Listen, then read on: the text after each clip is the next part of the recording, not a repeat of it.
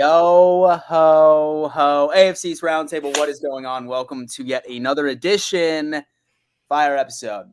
Fire episode. A lot of really crazy things happened. 3 of the 4 teams won last week, and one team was robbed from a catch that would have made this entire division 4-0 from last week. But week 13 is here. There's a lot to cover for this evening. As always, one of your hosts representing the Buffalo Bills. My name is Dan Mitchell. If you're new here, make sure you subscribe to this channel. And more importantly, you better smash that like button like it owes you money. Okay? Number one way to support the boys. Now let's go around the table. Let's introduce everybody, see how they're feeling. TD, what's going on, man? Hello, ladies and gentlemen. I am TD from TD Fans Talk. I am honored to be on this show for the first time. Thanks for having me, fellas. The Miami Dolphins, I'm glad to represent, the best team in the AFC East. Let's have some fun tonight, guys. Who are you? A champ, a Super Bowl champ. That's what we about to be. Super Bowl champ. Oh, that's what we about to be. Oh, man. That's what we about to be. Richie, what up? What's bro? good, Dan? What up? Welcome back to the AFC East Roundtable. We missed you guys. It's been a great week of football. A lot of awesome stuff to look forward to this week as well. We got the Patriots going up against the Bills tomorrow night. We got the Dolphins finally versing a team that's winning. So we get to see what this Dolphins team is really all about. And then I got the Mike White fever. So I'm really excited to break down. Don't steal that, bro. No, it's not no. Hey, do you know what college Mike You White can went steal to? it, Richie. They didn't use it right. You can steal the fever all you want, man. Does Tyson know what college Mike White went to, though? Don't. I really don't. No, don't care. The only reason why I'm saying it is because it's Western Kentucky. You know who else went to Western Kentucky? Yeah, Zappy. I know. He went to the same college. Mike White, the better West Kentucky quarterback. Let's go, Tyson. Tyson, what's up, man? Oh, it's me from the bottom of the basement. I don't. Every once in a while, I like a good reach around, but you know what I'm saying. At least give me a heads up before you fuck me. You know what I'm saying? Like NFL, like. I've been robbed of most of my possessions. I'm homeless again. It's cold in this fucking. I ain't got no heat. Internet went out today. It's cold in the basement, man. I barely got the lights on. It's a terrible situation to be in. But we ain't gonna be here for too long. You know what I'm saying? We'll beat the Buffalo Bills tomorrow and start rising up the stairs again to get out the basement. I'm not too worried. And so largely, I've noticed that the vast majority of this panel has been uncharacteristically calm. So I'm really not sure which you all have conspired against me prior to this episode. However, I am very, very excited. Now, guys, we have a great show for you today. As always, our segments are going to be as follows. It's going to be stock up, stock down. Then we're going to go through our games from last week. Then into Easy Money, sponsored by Prize Picks, of course. And then our game previews. And then finally, the Patreon edition, where our Patreon members have the ability to come on and ask us a question. And so I know a lot of you guys like to come on and debate. This is a question and a question only. Love you guys. Without further ado, stock up, stock down. Let's go. Shout out to Kevin for being a new member of the channel. Let's go, Kevin. Welcome. Hello, Kevin. Welcome, homie. We appreciate that. We're just going to quickly get this Another going. great way of supporting the channel is becoming a member. Beautiful. All right. Button's always great as well. Let me actually check on the guys, hit that like button if you're just tuning in. I look forward to this every single Wednesday night, regardless if the Jets win or the Jets lose. But they're back in the win column finally. It's been a while. But hey, shout out to Mojo, proud sponsor of the AFC East Roundtable. If you guys are not aware what Mojo is by now, what are you doing? You live under a rock? It's a brand new app that came out to start off the season, and you can download it and you can invest in your favorite players around the NFL. If you simply scan the QR code on the screen or go down below in the description and click the link and download the app, it would mean a lot to us. So let's get into the Buffalo Bills first and foremost. Josh Allen is trending down a little bit. What's going on with that, Dan? Listen, man. And so I'm going to sit here and I'm just actually going to paint out some context for everybody watching this. Josh Allen going down slightly from looks like $100.77 to about just 60 cents below right then and there, right?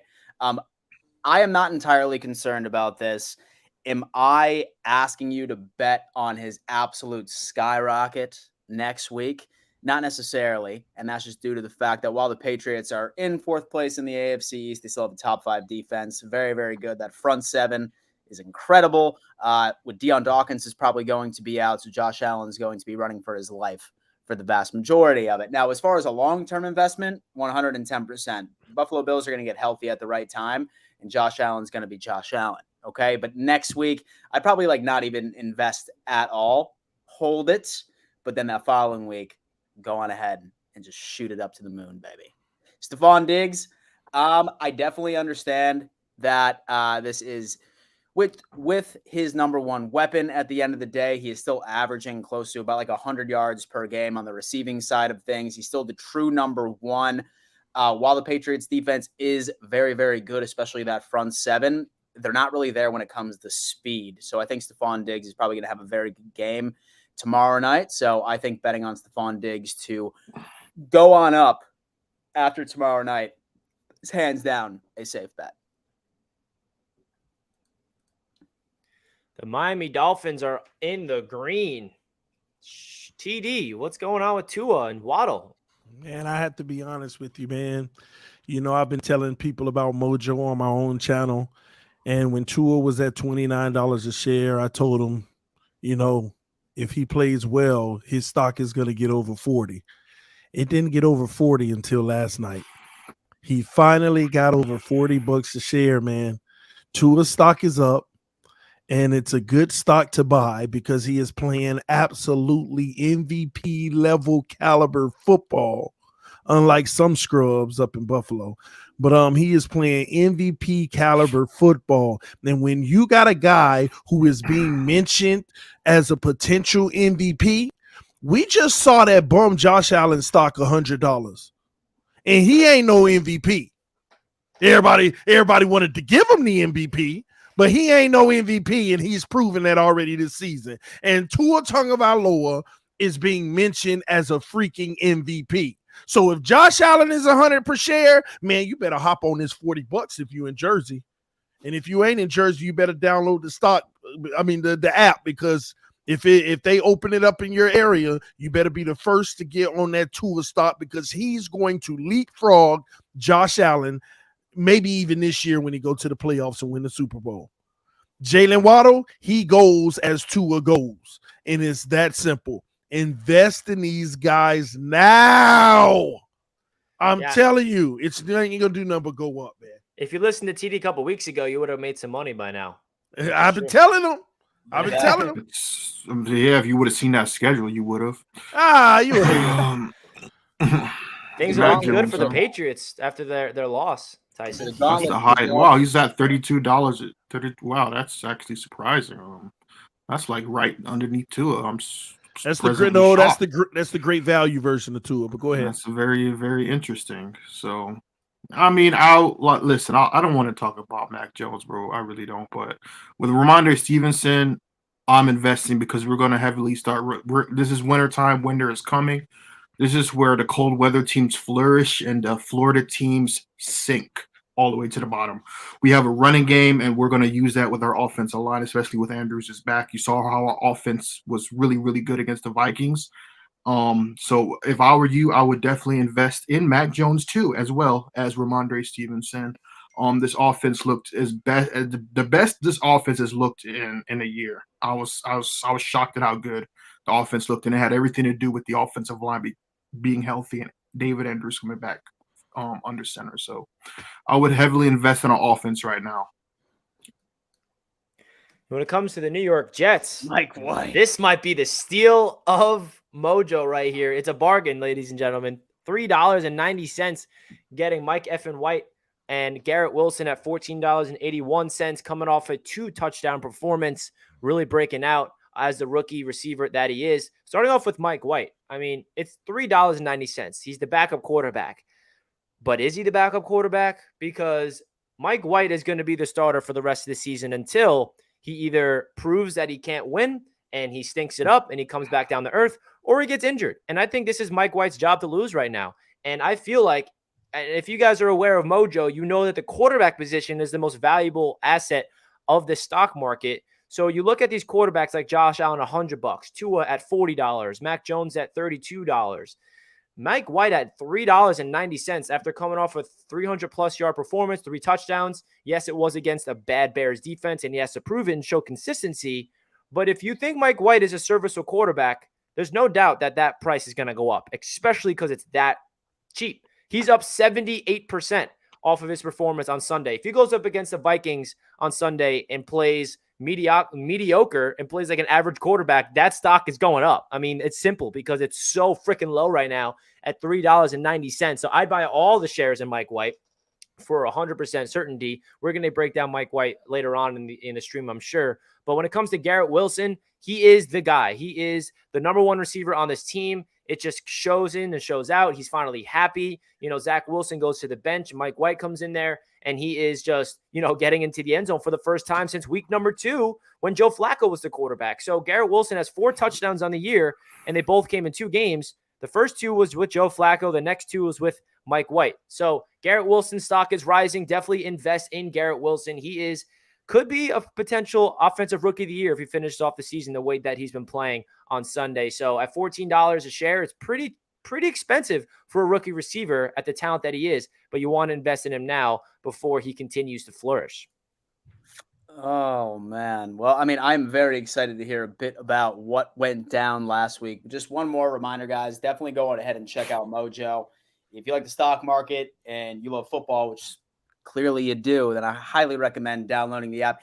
Even if you are not in Jersey, they have plans of expanding rapidly throughout the next year or so, and it is a great way of putting your money where your mouth is, of downing and crowning somebody like Tua as the next coming. Just go on ahead and put your money down right there, baby. Dolphins fans, the gauntlet's coming. Okay, so sell. We are the gauntlet. Richie, I'll text you, Richie. Is it a gauntlet? Yeah, I just saw it. Hold on, TD. All right, listen, I absolutely love this episode. We have some super chats we got to go through. Not yet, Richie. Wait. Based says 2 things. 1, even if they give Hunter that touchdown, the Patriots still lose by 3. Number 2, we are 4 days away from the Vikings sweeping and owning the AFC East. Number 2 is incorrect, but Tyson, I'll let you answer that first part. This doesn't make sense. It's called momentum and swings. Patriots score a touchdown, Vikings are down a touchdown. The entire strategy. That's a stupid way to look at football. It's actually a pretty dumbass comment if you ask me. You can't say that. Oh, if you're adding up all the points in the end, and if this call goes this way, it changes the momentum, it changes the complexity, it changes the strategy. It doesn't make any sense. Learn football, bro. Shout out Kevin for the $2 donation, a great member of the channel. Great member of the channel. And then, yeah, like I said, listen, I want to hear a little bit about what happened last week. Super exciting. However, I do want to give just one quick little announcement. There's 638 people watching this stream right now. We have a goal where we want to see 2,000 live viewers here one episode. And you know what? The best way to accomplish that, and you guys can actually help us out, is simply just by smashing that like button. Right now, I see 215 like buttons have been pressed. Right before we get done with this segment, let's get a healthy goal of 500 likes. Punch that like button. Punch it, baby. Best way to support it. Okay, so last week was certainly interesting. I will be honest with you. I want to hear from Richie, because yet again, Mike White shocked the world for what seems to be an annual tradition where he goes out and beats teams he's not supposed to. Richie, what went down? Yeah, how in the world did he beat a 29th ranked Chicago Bears defense that didn't have Justin Fields? Wow, I got to admit, Richie, I was shocked. Hey, man, what do good teams do? They beat up on bad teams. Exactly what the New York Jets did. I'm not complaining. But at the end of the day, they took care of business, and we got Mike White out there. But it doesn't really matter who the Jets versed. It's more about, in my opinion, what Robert Saleh did to make this decision. because that is a big time move that the head coach made leading into this game. Benching your number 2 overall pick. He doesn't care about where he was drafted. After his performance against the New England Patriots and after his, remarks after the game, Robert Saleh had to do something to save the locker room. He had to do something. And this Jets team at that point was 6-4. And this Jets team has an opportunity to make the playoffs for the first time since 2010. And Robert Saleh senses a little, feeling in the locker room that they don't believe in Zach Wilson. And they look at Mike White and they had confidence in him to go out there and execute the offense. And he made the right decision. Now, obviously, Mike White has to show consistency. Like Tyson said, he did go up against a bad, banged-up Chicago Bears defense. But at the end of the day, Mike White had the best quarterback performance of the season for the New York Jets. And we're 7-4 now. And also, Mike White had the best quarterback performance as a New York Jet since Mike White's own performance last year against the Cincinnati Bengals. So it does feel interesting that it's like, what is time? Like, are we just like back in 2021 against the Bengals, and this is the Mike White eras all over again? But this is different because last year Zach Wilson got injured and Mike White was in, whereas this time they're benching Zach Wilson. They're giving Mike White an opportunity to be the guy, and he took advantage of it. And the best part about Mike White that I loved in that game was he completed a pass to 10 different receivers in the first half. And Zach Wilson's biggest issue was he was focused on the number 1 receiver and the number 1 receiver only. So not only did Mike White look efficient and look calm, cool, collected, did his thing, but he spread the ball around, and he got Elijah Moore in the end zone for the first time. You guys remember Elijah Moore requested a trade early on in the season. Well, Mike White and Elijah Moore, guess where they're from, Dolphins fans? They're from South Florida. They have a little chemistry going. So I'm not going to sit here and tell you guys that I think Mike White is, this generational, our new franchise quarterback, because yes, he did go up against the Chicago Bears team that is decimated and not, frankly, a good team. But at the end of the day, what good teams do, they beat up on bad teams. That's exactly what the New York Jets did. They blow them out 31-10, and I'm happy right now. But I do remember what happened last year, so I'm hoping Mike White can show some consistency and go out there and have another good performance against the Minnesota Vikings. Wow. Did you ever get a chance to speak with his dad? No, I did not. Well, I don't know. You might want to check. I forgot about that. You might want to check your text messages. You still have his dad's number. I sent it to you. Oh, wow. I forgot about that last year. Yeah, because he had a bad game and you never called him probably right when they benched him. That's bad, Richie. I gave you the bad number. Hit him up, man, because he's an open guy. So he'll chat with you, bro. This would be good for you, man. I would love that. I would be amazing if I can get his dad on the channel. 100% in. I mean, people say I look like Mike White. Maybe I am Mike White. You never know. No, and if anything, I'm gonna hit him up for you again though. But Dan, is it my turn? Of course, TD. Of course. Richie, are we ready? Not yet, Richie. Not yet. I want to Oh man, what are you about to put on this screen? Oh no. My bad. It ain't that big of a deal. I just have to do a shout out for my son. Well, basically, okay. AFC East Roundtable, thank y'all for supporting this channel, and also thank y'all for supporting me. I just want to let y'all know I need y'all help real quick. My son, he's actually at his school doing a big fundraiser. They're selling pastries. So if you want to contribute to this fundraiser, click the link in the description of the video. They're selling pastries. Richie, show them the pastries. Show me the pastries. Yeah, show us the pastries. So we got Pepperidge Farm, Josh Allen's turnovers. How did I know? Made with real fruit. You get 4 turnovers in each box, ladies and gentlemen. So support my son in his school. They are selling pastries. These should be going off the shelf because they have so many turnovers to give. Okay. Thank you, Richie. I appreciate it. All right. That bum. Dude, I was legitimately about to buy some pastries. I thought that. I know when TD's trolling gets real serious. I knew it was coming. Can't fool me no more. Hey, just cash at me, Dad. Don't worry. I'll see some Josh Allen pastries. Oh man. Anywho, man. That advertisement was not brought to you by AFC East Roundtable. Okay. All right. All right. So listen. Hey, y'all, it ain't nothing to really talk about. The Miami Dolphins took care of business against a bum team named the Houston Texans. We got up like 30-0 at halftime, played around a little bit at the halftime, sat the starters, and we chilled out. And we said we got a road trip to go on. We got some tough competition coming up. Let's go ahead and prepare for those W's. And we got out of there, man. We threw the ball like crazy over the Houston defense, but I know it ain't much for y'all to hear about because at the end of the day, you know, it's the Houston Texans, okay? We did what we were supposed to do, what many of you all struggled to do, but we did what we were supposed to do. Tua continued to keep himself in the MVP conversation with his performance. The defense was just phenomenal. They're starting to play better at the right time. And there's this feeling in Miami. You know, I understand it used to sound delusional in the past, but there's this feeling in Miami that the Super Bowl is right around the corner, baby. We're not talking playoffs anymore. We feel like that's a give-in now. The Super Bowl is right around the corner. And in our next segment, when we go over our preview games, we're going to talk about how we're going to get there a little bit more. But overall, great win. And for the 5th week in a row, I must ask y'all again, is Tua Tagovailoa not the best quarterback in the AFC East? Mike Not White. For the 5th week in a row. And I want you to ring down. I want you to name those 5 opponents. No, name I don't care. I don't care. I don't care. Okay. All I know is every single one of y'all quarterbacks have looked like pure boo-boo garbage doo-doo fools. Mike White. Every single one of them. And Tua has been looking as crisp and clean as Patrick Mahomes. So at the end of the day, sure, we have the best quarterback in the AFC East. And after we beat San Francisco, I want to see what y'all got to say then against the number 1 defense. We'll talk about that later.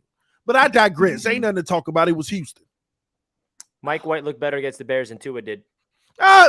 Stop it, Richie. I agree. Stop it. It was the Bears. Justin Fields wasn't even on the field. It was exactly. Justin Fields didn't play. They would have had a whole lot more time of possession if he did.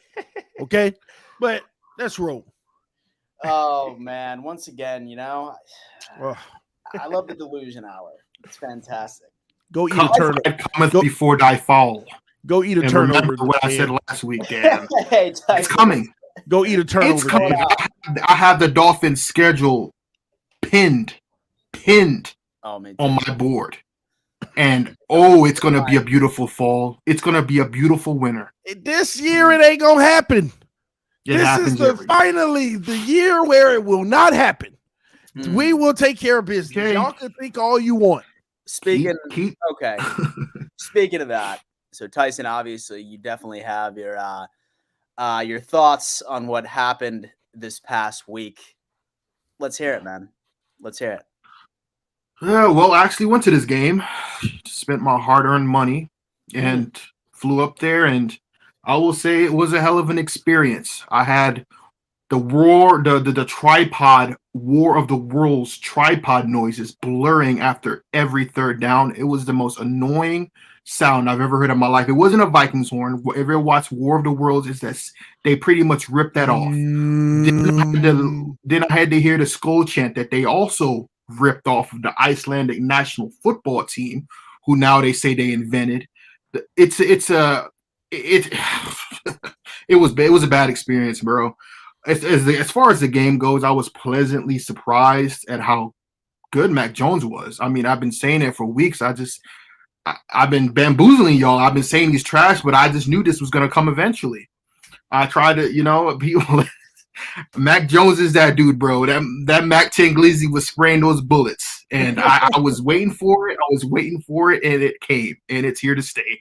So my quarterback is back, so I'm happy about that. Whoever started the whole Zappy fever, shame on you. Shame on Patriots fans that didn't believe in Mac Jones from the get-go like I did. And I tried to tell you this was going to happen eventually. So, and as far as like the game goes, like the robberies and stuff, listen, I was pretty pissed off about the it wasn't even the Henry. It was a lot of the penalties. It was like the special teams, the roughing the kicker call, the offsides, the blatant holes. It felt like the refereeing was one-sided. And I understand the Patriots have gotten the benefit of these calls for 2 decades. I understand this.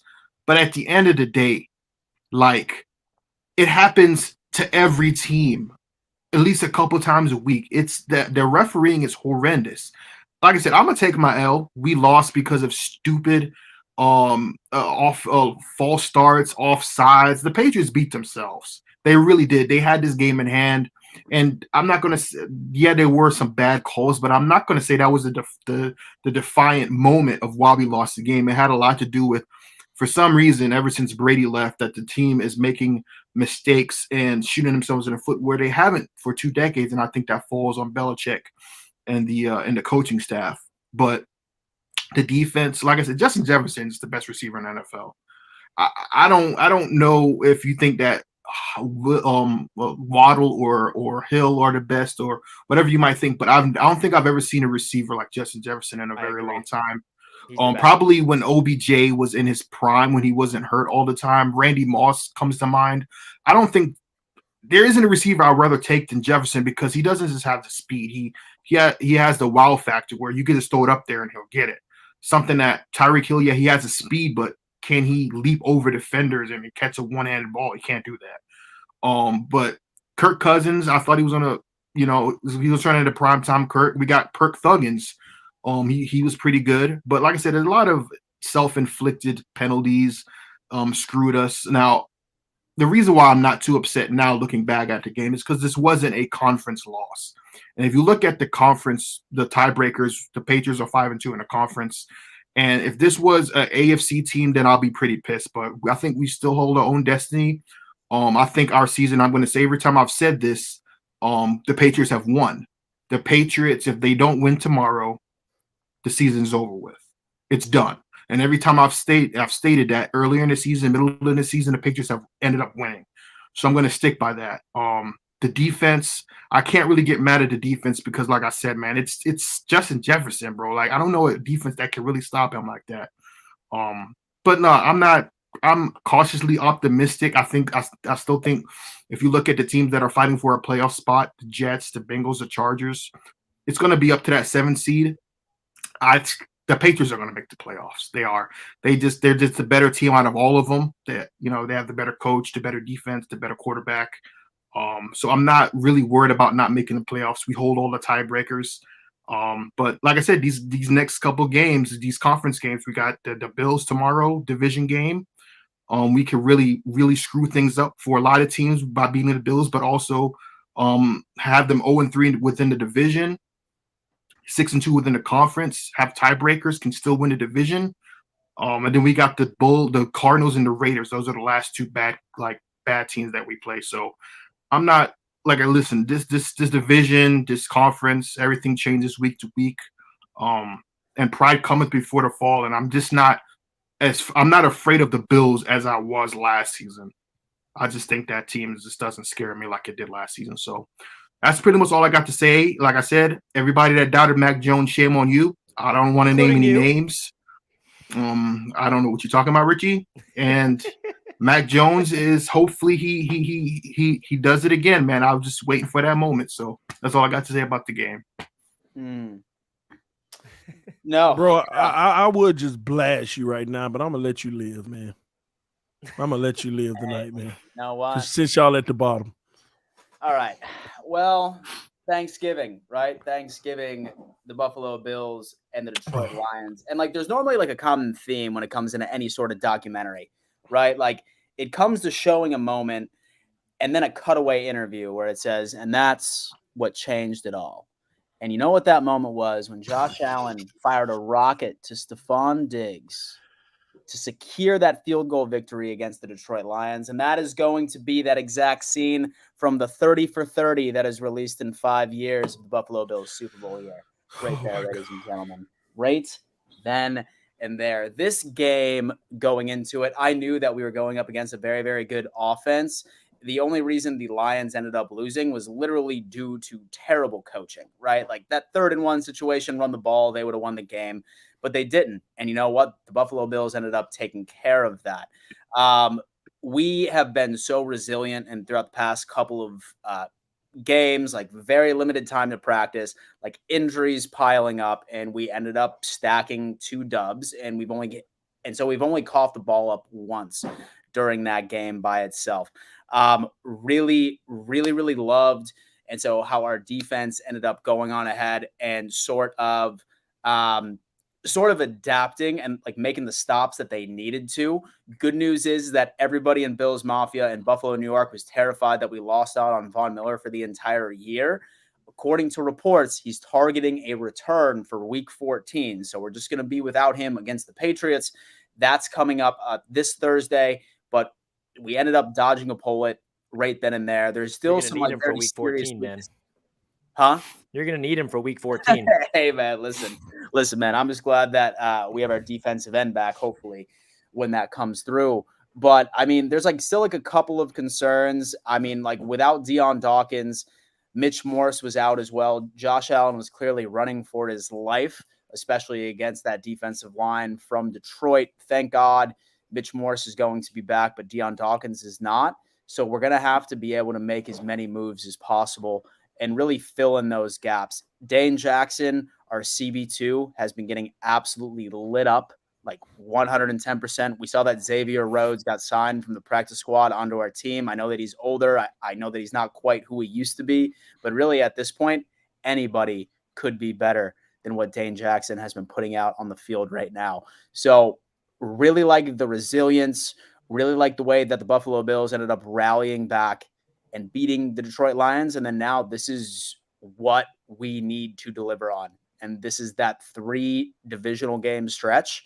And it all starts tomorrow. But love the resilience. Love that Josh Allen, when his number was called and he needed to make a big play, him and Stephon Diggs delivered. And we came out on top. We're currently 8-3. We are tied with the Dolphins record-wise. They are first place in the division right now. But say it again first. And so you heard it here first. By Monday morning, the Buffalo Bills will not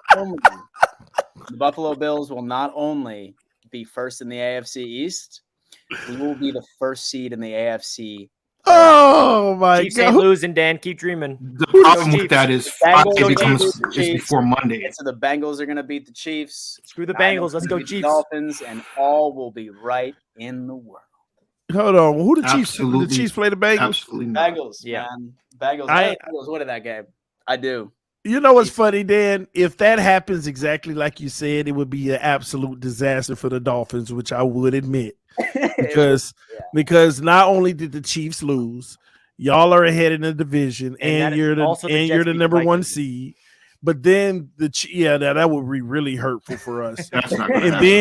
Then the Bengals gain another game and they beat us. So the tiebreaker, it would just be bad. But Dan, we're not losing another game, bro. Anywho, can we all agree on one thing? I think we should all agree that if you're not the number 1 seed, every other team, no matter if you win a division or not, has to play wild card weekend. And every team within the 2nd to the 7th all have a very good chance of getting knocked out, regardless of if they won a division or if they have a home game or not. The Bengals went to the Super Bowl last season. So at the end of the day, TD, even if you win a division, which won't happen, make yourself feel better. If you don't get the number 1 seed, it doesn't matter. Because the Dolphins haven't won a playoff game in 23 years. You see, what you just heard from Master at Work is a concession that we will win the division and have a home game, ladies and gentlemen. They're preparing themselves to talk about how we're going to lose anyway at home. TD, I would rather you win a division, have a home game, so I can see your home fans go home for a 23rd season without winning a playoff game. So that would actually be, and technically, you are the number 2 seed right now, right? In what? In the AFC playoff picture, right? Yeah, we're the number. Okay, so let's say the Dolphins, a perfect world for me, right, would be the Patriots getting that number 7 seed, which I think they will get, number 7. And so y'all will play the Chiefs. You'll play the Chiefs. And we wouldn't, because the Chiefs are going to be the number 1 seed. They're not going undefeated. We are. With that schedule? Yeah, they're gonna go 5-1. We'll go 6-0, and we had a tiebreaker. You don't even believe that nonsense. Yeah, they're losing to the Bengals this weekend.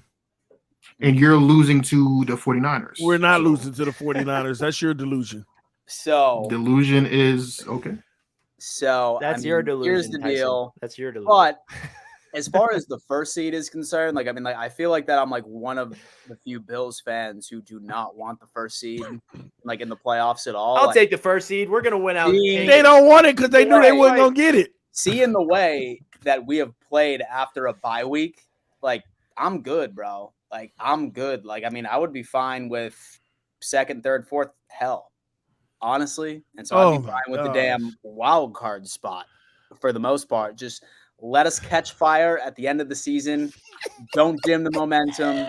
Keep that first seed away from me as far away as I kind of wish. That's what I'm saying. I kind of wish the playoffs started. Unpopular today. opinion, but I bet you do, Rich. Well, I bet you do. Obviously, because they're in it, but I also love the opponent that they have, and I have so much confidence in them. Yeah, you got the Dolphins. Oh, y'all yeah, got the Dolphins. Hey, listen. It is so I ain't never know I would see this day. The Buffalo Bills fan, this is a message for y'all. Y'all are just like, even if we're Wildcat. Oh, y'all talking Wildcat that wild card. I'm talking Wildcat. Wild card now. Hold on. I don't forget what I told y'all 2 weeks ago. Y'all might not make the playoffs. Buffalo Bills, y'all might not make the playoffs. Oh, nah, that's not. God, bro, I'm telling you. I am telling you, they might not make the playoffs, Tyson. These three division games, I bet you they lose two of them. I bet they lose two of these division games. Tomorrow, if for some crazy and if we beat the brakes off of them tomorrow, I will start to entertain that idea. Oh, they're going to lose two of these three games. All three of our teams, two of us are going to beat the Buffalo Bills. Zero. I promise. Watch it happen. Buffalo Bills fans, be scared. In Buffalo, y'all ain't even making the playoffs. I'm telling you. Buffalo? Yes. We coming up there. We coming up there to toast y'all. I ain't even worried about that. But listen, Richie or Tyson, one of y'all teams, one of y'all got to win. They ain't making the playoffs, bro. We already beat the Bills. Well, do it again. Richie. You got a better quarterback now. Hey, we did it with Zach, and Mike White's coming for revenge, Dan. He remembers what happened last year. He remembers. Oh, we beat you. I promise he remembers. He's coming for revenge. He's coming for revenge. Anyway, let's get into the Super Chats. We got quite a few to get through. Let's go. Cry Pats fans cry. LOL. The momentum was lost with the kick return TD. Pat. Smoke. I mean, what is his team? He's a Vikings guy. Oh, he's a Vikings fan. Oh man, you should be a Bills fan because you're both 0-4 in the Super Bowl. Who's in first? What did I do to you, bro? Who's in first? Hey, listen, it's 8 week. Josh Allen is a bum. Let's go, baby. Fins up, baby. TD, don't hold back. These chumps are still looking up at us. Fins up, Jets down, Pats are clowns. Bills always suck. And Josh Allen. Yep. I don't agree with that, Adam. At 49ers, at Chargers, at Bills, the 5-game tour of the worst team in the NFL is over. Fins lose at least 2 of the next 3 games. Hater. You'll see. I'm saying all 3. Y'all gonna be mad. Y'all gonna be mad next week when we up here on this panel and we beat the number 1 defense. Y'all know ain't nobody gonna be able to beat us after that. So you'll score 10 points, man. Better hope Terron Armstead tells Well, they scoring 9. All right, Master, stop the cap. Of what? I think this is when you were talking about Mac Jones saying that like you always were defending him. Listen, that was my body double. I don't know who he was, but we have body double. That was my doppelganger. I have doppelgangers. Where all these 49ers fans come from up in here? See, they so scared they had to find the AFC's roundtable to see what's going on with the Dolphins. Pats D versus fans, if you're watching this, please, bro. Please, man. They ain't doing nothing. Pats D versus subpar QBs, 8.7 EPA. Pats D versus great QBs, 27.2 EPA. Expected points allowed. In other words, Pats defense can't beat great QBs. Okay, Mike Florio. What is that, a Jets fan? Yeah, look like it. Is that a Jets fan talking to me? Yeah. Why are you talking to me? You haven't beat us since Prohibition. Waddle? Waddle, question mark. Is he just the forgotten receiver? Don't worry, you're gonna see every bit of him this week. LOL, Mastad twerks. Tyreek can't go up and go over a defender with one hand. He literally did it against y'all week 1 this year. Jefferson No, he didn't. Is him Against though. two. Against two. I didn't see that. No, Tyreek did that. Tyreek's done that, but Against two. But I will agree with you. Justin Jefferson now is the best receiver in the NFL. That is, matter of fact, his career is already has matched Tyreek's, if you ask me, in 3 seasons. If you go really look at what he's done. Tyreek Hill had a one-handed Jefferson-style catch on week 3 against Buffalo. Yeah, Dan, remember. That one-handed catch that Justin Jefferson made against the Bills was one of the greatest catches I think I've ever witnessed in my life. Tyreek Hill has never had a highlight like that, ever. His entire thing is speed. You can't catch him. I understand that he's a speedy receiver, but don't give me that he has better hands than Jefferson. This year he been climbing the ladder, going up and getting some impossible passes. Not like Justin Jefferson. So I put him in the same bracket. Bro, he's been going up there. And so, side note, like I'm seeing a lot of like fans from teams outside of the AFCs in the chat right now. That's awesome. Mike White, that's good. They know the Dolphins coming, baby. The Dolphins coming. Hey, but make sure y'all subscribe to the channel, and congratulations, fellas. We just hit 6,300 subs. Oh, look at that. In 3 months. Let's go. In 3 months. All because of you guys. We hit 6,300 subscribers in 3 months only. That's crazy, man. I can't believe it. All right, fun fact. TD Butt Talk gets no respect. Real Dolphin fans, say from real Dolphin fans. You know, I gotta educate some of y'all who consider yourselves real Dolphin fans. This is a real one right here. All right, TD, you're from Florida, right? Yeah, South Florida. Yeah, there it is. That's all I need to hear because most Dolphins fans say they're real. They don't have any type of connection to the state of Florida whatsoever. So I can respect TD. At least he roots for the team where he's from. Tua owns the Pats. We all know that, baby. Miami. Nah, don't say nothing. You know we do. I wasn't going to argue with you on that one. Miami. What am I going to argue on? Miami becomes a running team. Okay. Tyreek did a one-handed catch on Jack Jones week 1.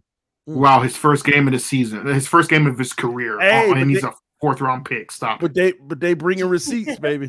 Where are all these one-hand catches coming from? I haven't seen any of them. Because you don't watch us, but you continue to act like we ain't the best team in the NFL. You continue to act like we don't have the best quarterback in the NFL. You don't. TD, you know damn well I watch y'all. You watching, looking on what you could talk about negatively instead of recognizing that Tua, you're right about Tua that. is the best quarterback in the division. When are you going to admit that? Beautiful. Who, me? Well, you know what? Yeah, there's definitely a lot of egos on this. I can't. Here.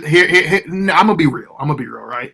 I can't say Tua is the best quarterback in the division until he proves it in the playoffs. Is he playing like right now? If you guys make the playoffs and you go on some crazy run like you're predicting, then I have no choice but to say it. But until then, and we're in the stretch run of the season, right? So where Tua has collapsed in the past, he has to prove that he's not going to collapse this time. So we'll see. First test is this week, man. First test is this week. It ain't test is this week. We already got the answers. That David Tyree was a helmet catch, by the way. Not a one-hand catch.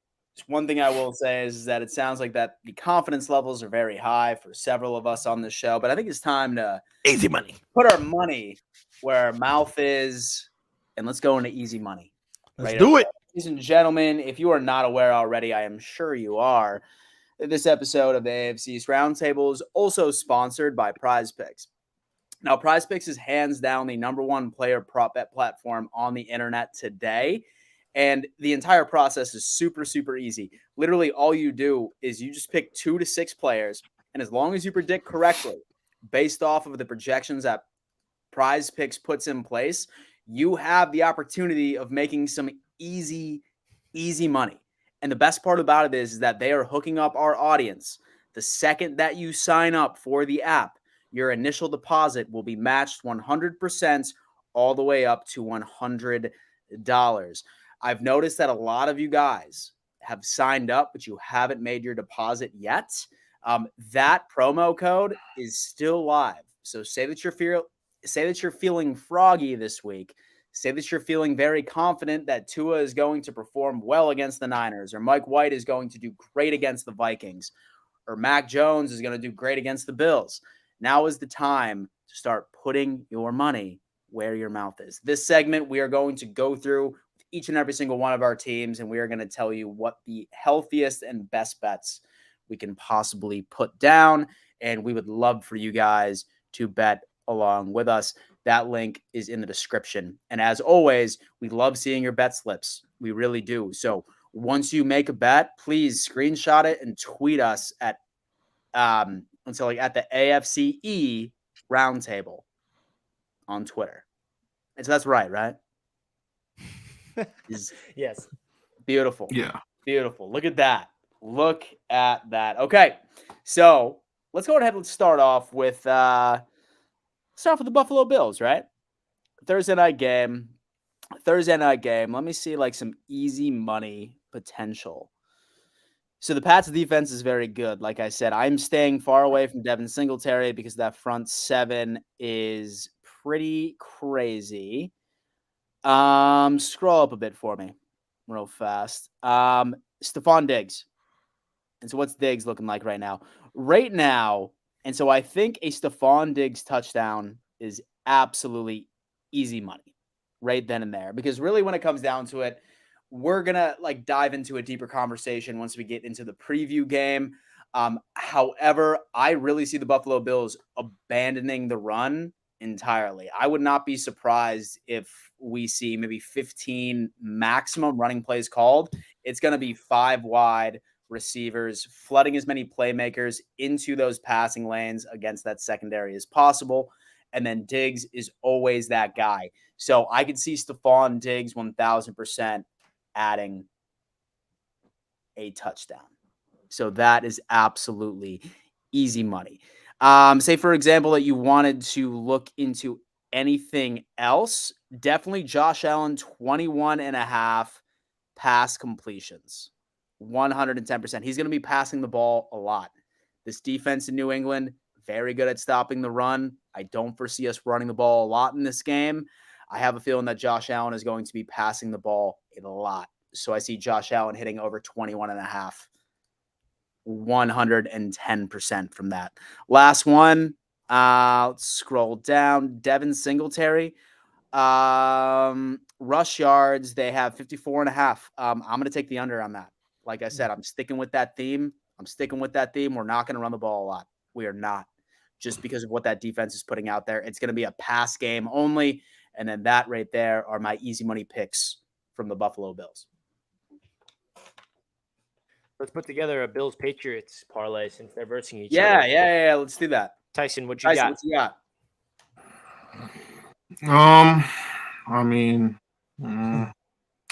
I think our offense is going to eat tomorrow. I think Mac Jones is officially back. Hey, what is that? 220? Oh, he's getting over 220. If he can't get over 220 yards passing tomorrow, something terrible went wrong, and he reverted back to the old Mac Jones.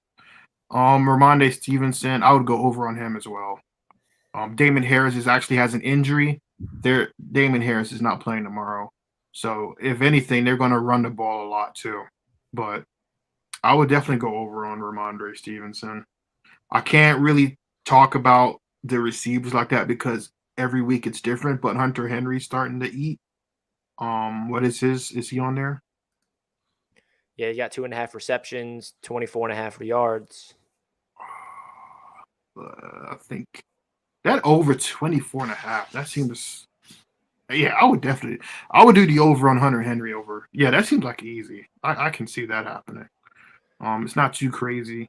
All right, so you got Mac Jones, Stevenson, and Hunter all hitting their over. Yeah. So if you guys want to download Prize Picks and follow along, you can do this bet or put your money where your mouth is and put your own parlay together. And if you put $20 down and all 6 of these hit, you win $500. And if one of them does not hit, you still double your money. So that's the best part of Prize Picks, in my opinion. Now let's do a Jets-Dolphins parlay, even though they're not versing each other. They only have Mike White and Garrett Wilson on here. Those are 2 easy locks. I mean, Mike White at 225 yards, that's Easy money. You kidding me? Mac Jones put up, 382 yards on that defense? Yeah, he can definitely get over that. I think Mike White's going to be able to do that. I mean, I know he went up against a Bears team that is not good, but 315 yards in his first game of the season, I like it. And I like the way he spread the ball around as well. In his first ever career start, he had 405 yards against the Bengals last year. And in his second game against the Colts on Thursday night, he had 95 yards. And if you guys remember, that was Thursday night, and that was the first drive that he had, and then he got injured. And that's why he only had 95 yards. And then against the Bills, that's where he threw a lot of interceptions, but did have 250 yards. So in the games that we've seen Mike White pass the ball, he's definitely getting those yards. And where do you think those yards are going to come from? From Garrett Wilson for sure. So I'm going to take the more on both of those players, especially based on the defense that we're going up against. The Vikings defense is one of the worst against the pass. So I'm hoping that Mike White can really shred that defense apart. TD, what you got for the Dolphins over here? These three players.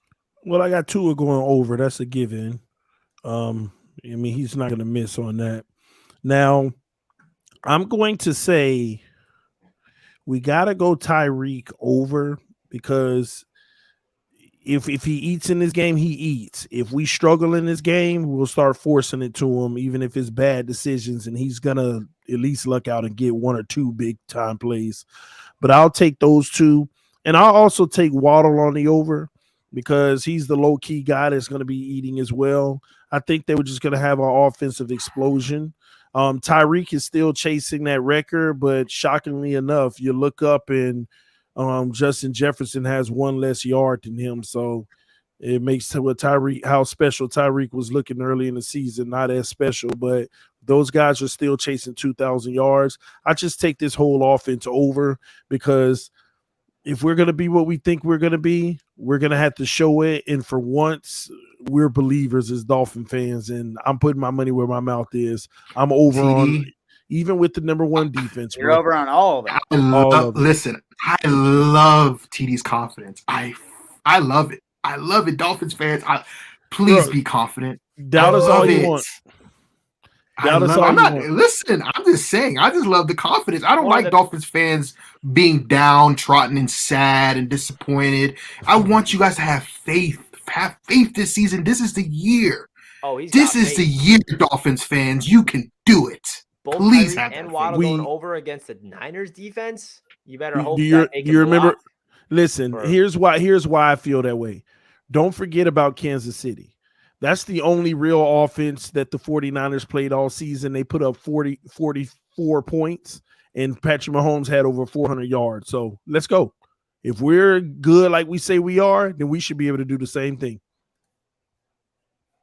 All right. Simple. Let's see.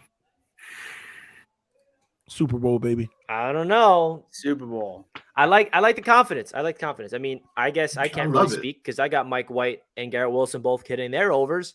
So I can't say anything. All right, TD. Greatest team ever. Kevin Lee with a $20 super chat says master biggest flip flopper ever with his quarterback. 5 of 7 Jet wins are versus backup quarterbacks, and Josh Allen just trash. Miami winning AFC East and number 1 seed coming. Miami starts pulling away in the division this week. Okay. I mean, I would have to respond with, I love how all the Dolphins comments reference number 1 seed. We're on top. We're winning the division, but none of them can say we're winning a playoff game for the first time in 2 decades. We're winning the Super Bowl. We're going to bypass all that petty stuff.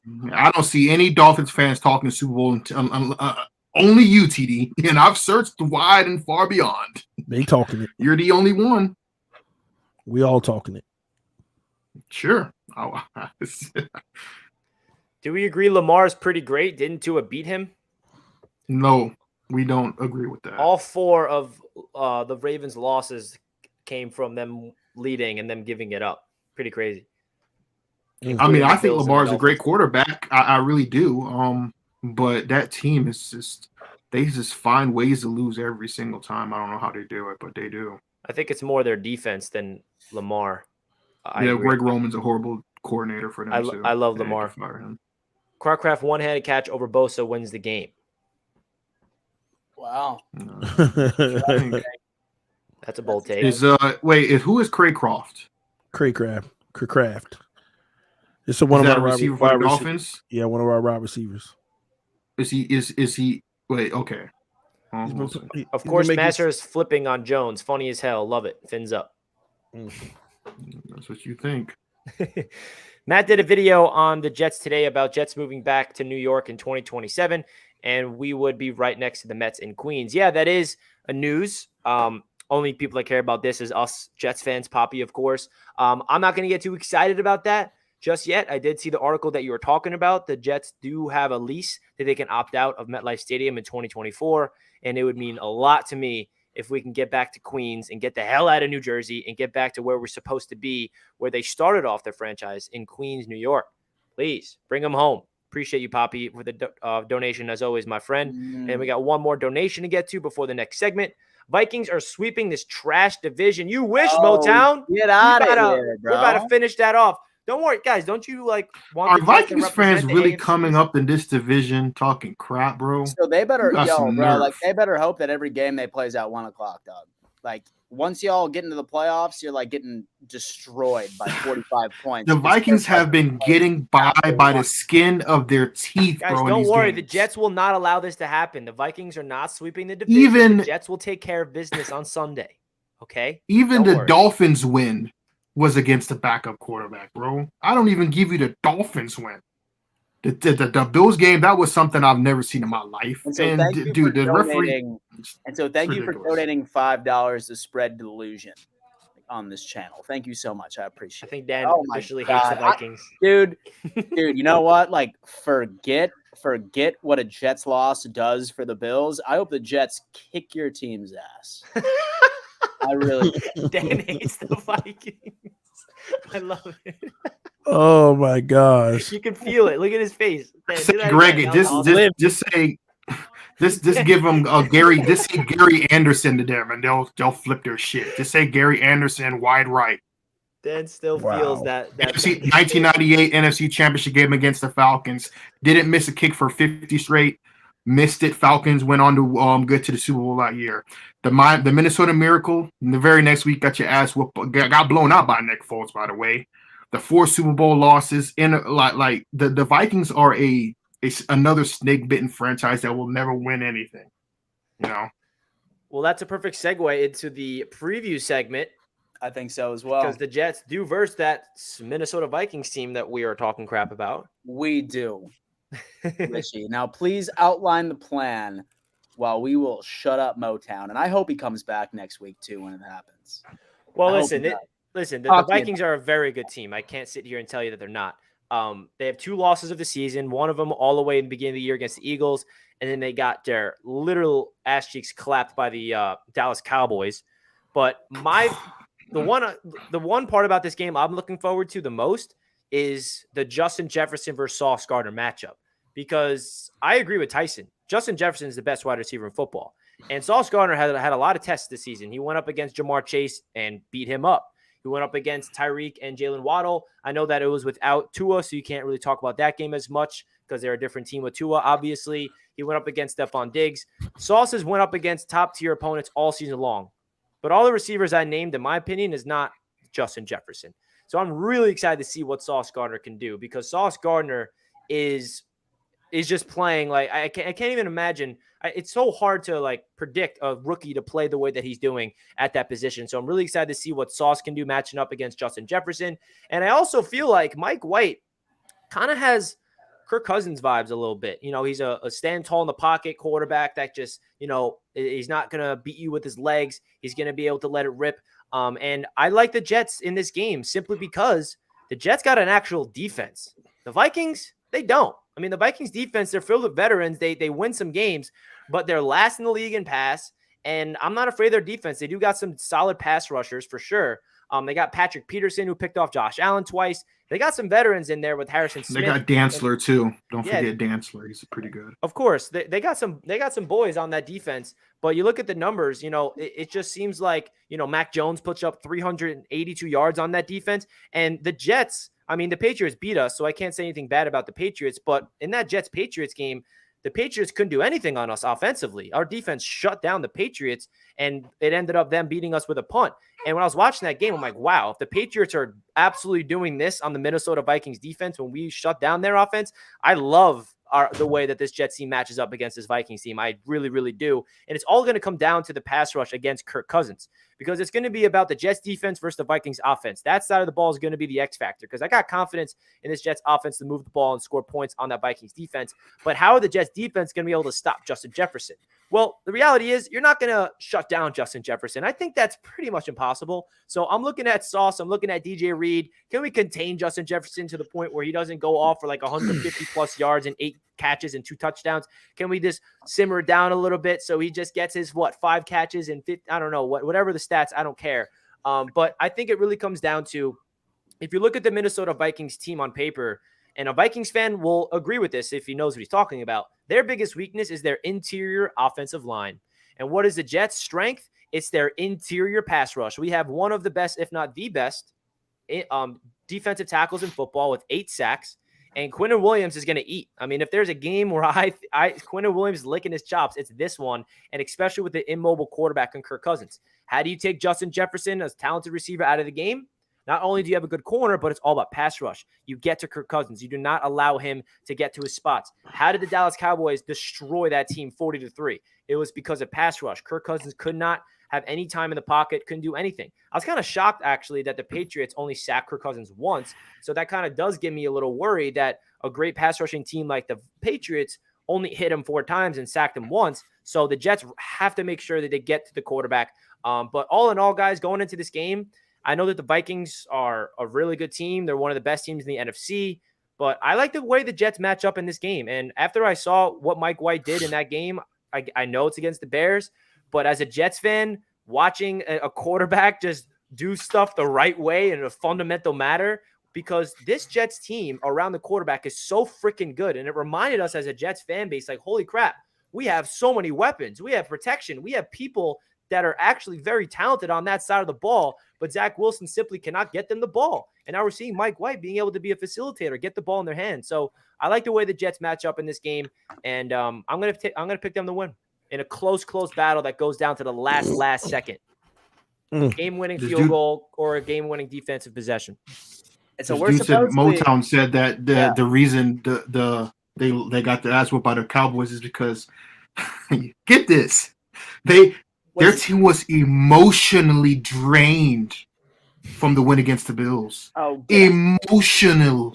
Are you kidding me, bro? Emotional. Get out of here. That is the most. That sounds like some Josh Allen stuff. Yo, Richie, let me tell you. They're emotionally drained from the Patriots win then.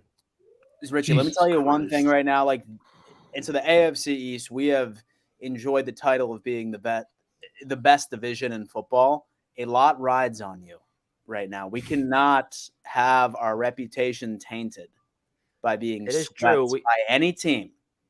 We cannot have that happen. So a lot rides on the Jets to come out on top on the dub. And so, number one, I do want you to win for that reason. And then I also want you to walk in right to Buffalo that following week, ridiculously cocky, so we can just beat the brakes off of you. So go Jets. For multiple breaks off us. I'll remember that one, Dan. No, I actually got y'all winning this game, Richie. Believe it or not, seriously. And I'm not saying that because I want y'all to win. Because I think what's your honest assessment of Mike White? I'm curious because you know him. But I used to tell y'all last year about Mike White. I said I actually have studied a little bit of Mike White, and I love his intangibles. He's the type of guy that if you give him a year or two and develop him and let him have the 4-pick game versus Buffalo, but continue to stick with them, he's a good quarterback that can win games. Now he has to come out in the NFL and prove it that he could actually be a franchise type guy. I don't want to go that far, but he's a type of talent that you should give that type of investment in opportunity over your first round draft pick. It's guys like that, man. But I think you're gonna win this game because of Mike White. And it's not necessarily just how he plays against them. The team is rejuvenated. They have to be rejuvenated. To see that their defense has been playing top 10 defense in the season, but never can get help on offense. And then all of a sudden, oh my gosh, we got real life on offense. The team has to believe now they can beat anybody, whether you can or not. They should have an energy about themselves. And Salah, if he's a great coach, he's going to galvanize off of this energy, and they're going to go beat the Vikings. And sad enough, Dan is right. When y'all beat them, that emotional high is going to have y'all mollywhopped by Buffalo. Even though y'all a better team than Buffalo. I don't know why I just said that. Even if we did get mollywhopped by Buffalo, we beat them already. So I'll take a split, Dan. I'll take a split. So I think that y'all may actually win this game as long as Mike White don't have a multi-turnover game. He ain't got to be perfect. He ain't got to be what he was last week, but be better than Zach Wilson would be. And that's all it is. I think y'all can win this game, man. That's easy to do. The Vikings are nothing special. Even when we played them without Tua, we should have won that game. Waddle, if I'm not mistaken, Waddle fumbled. Waddle dropped the ball that caused the pick. We had every opportunity to win that game, and we blew it. So I think y'all will be all right. And in that game, our quarterbacks combined threw for over 400 yards, bro.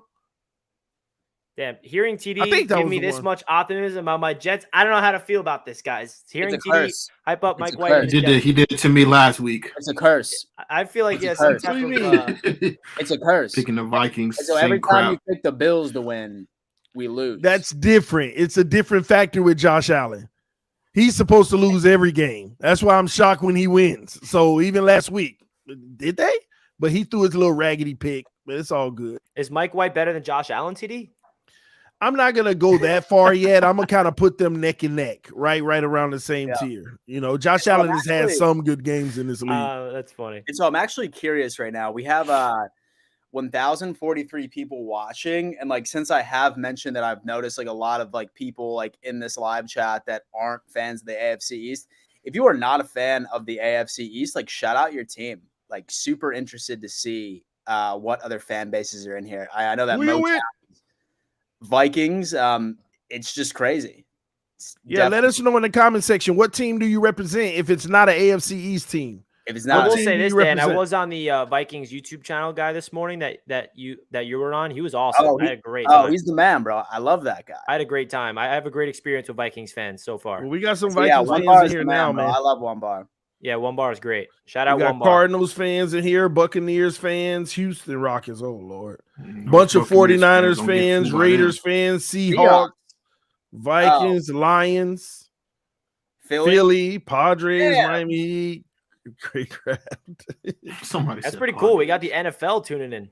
Lions, dude. The NFL is tuning in. Listen, guys. You mean the NBA. You mean the NBA. And so we got some big plans for all of you. So to be entertained very, very soon. Yes. Some announcements are coming. Okay. All right. Jets, Vikings have been addressed. Now, let's talk about the Dolphins and the Niners. Okay. Because this game right here, I feel like that there's a lot to be proven, right? This is a narrative game, especially for TD. He's been talking about like he's going up against the number one defense. Let's talk about it, TD. What are your expectations? How will the Dolphins come out on top against this 49ers team? It's Tua time, baby. It's Tua time. Listen, this is the game that I wait on. I don't care about all the little trash teams we play. I don't care about playing Buffalo with a hurt secondary. I don't care about playing Baltimore with a hurt secondary. I care about games like this because as good as we are the best right now, these are the games that tell you if you are a legitimate contender or if it's all smoke. That's why this game means everything. If we beat them bum San Francisco 49ers, you can't tell me nor Dolphin Nation nothing. We go into the Super Bowl and we hoisted a Lombardi. That depends on this game. This freaking game. Now, hold on. If we don't win, that don't mean we still ain't doing it. That mean we got to beat the Chargers and Buffalo 2 games in a row. Then what if you get your ass whooped so badly that like by 30 points? Then what would you say? Then I'm just going nuclear. I'm going nuclear on number one, Mike McDaniel, the coach, because this is on him, man. I probably won't even be mad at Tua. And I don't know who I'm lying. I probably will, but I'll probably be mad at the whole team. But the important thing is I don't want to get into that negative part of it. I'm going to get into the positive part. For the first freaking time in 20-something years, we got a perfect situation where we can truly know. We always get these teams where they quarterback hurt, they secondary banged up, or they're trash. Every team gets that mess. It's rare that you actually get a real measuring stick. It's rare when you actually get a real measuring stick, and we have one. And this game is a measuring stick. And I'm going to say this, with the without Terron Armstead, we need to figure out a way to win this game. But without Terron Armstead, it is going to be difficult. So I recognize that, and that's part of the reason why I also say if we lose, it's not the end of the world, but we're going to have to beat the Chargers in Buffalo to feel confident. But, man, if we win this game, there ain't no Dolphin fan, whether you are to a hater, to a lover, or a Dolphin hater, Dolphin lover, it's going to be hard for the media and everybody to deny us that we are probably the best team in the NFL, going up against the best defense in the NFL, number 1 ranked defense. So I'm sorry. I'm just waiting on Sunday, 4:05 p.m. If we get this W, y'all ain't nothing to me. Okay? Y'all are straight bum trash constantly. Okay? Period. We get this win, y'all ain't nothing. Okay? It's the beginning of our dynasty if we get this win. Beginning of the dynasty. You can laugh all you want now. This game right here, oh my God, we ready, boy. And we ready too. We ready. This team about to show up and show out. We might blow them out. TD, what's your thoughts on Michael's super chat? Dolphins lost Terron Armstead, the second most important player on the Dolphins besides Tua. This is a huge loss against San Francisco. This is not a must-win game. Well, I kind of explained that just now. It's not the end of the world if we do lose because of that factor, but Terron Armstead is not the second most valuable player behind Tua. He's the second most behind Tyreek, and then Tua, in my opinion, is third most important player on this team, because without Tyreek, I don't know where we'd be. And without Armstead, man, I don't know where we'd be, but we also about to find out what we will be. So we'll see how that all works out. It is an important game, but it isn't the end of the world if we do lose. But it makes the Chargers-Buffalo game must-wins. It makes them must-wins at that point. That comment is exactly the excuse that I knew that you guys were going to come up with your fan base. It's the reality. If you lose, and you will lose, Dolphins fans, this is reality. You guys gonna make the excuse of, well, we didn't have Terron Armstead. After every team in this division has gone through numerous injuries. Hell, we didn't have David Andrews for all of the season, our center. And you saw how our offense looked completely night and day when we got him back. So don't give me this excuse. Every team in the NFL goes through injuries. We're not going to lose. We're not going to lose. So it don't matter. We're not lineman done for the year. I'm not necessarily even talking to you, TD. I'm talking to your fan base because that was a super chat. I'm responding to him. I'm not talking to you. I'm just saying that's going to be the excuse Dolphins fans are going to come up with next week if you lose. They're going to say Terron Armstead, Tua didn't have enough protection, doesn't really matter.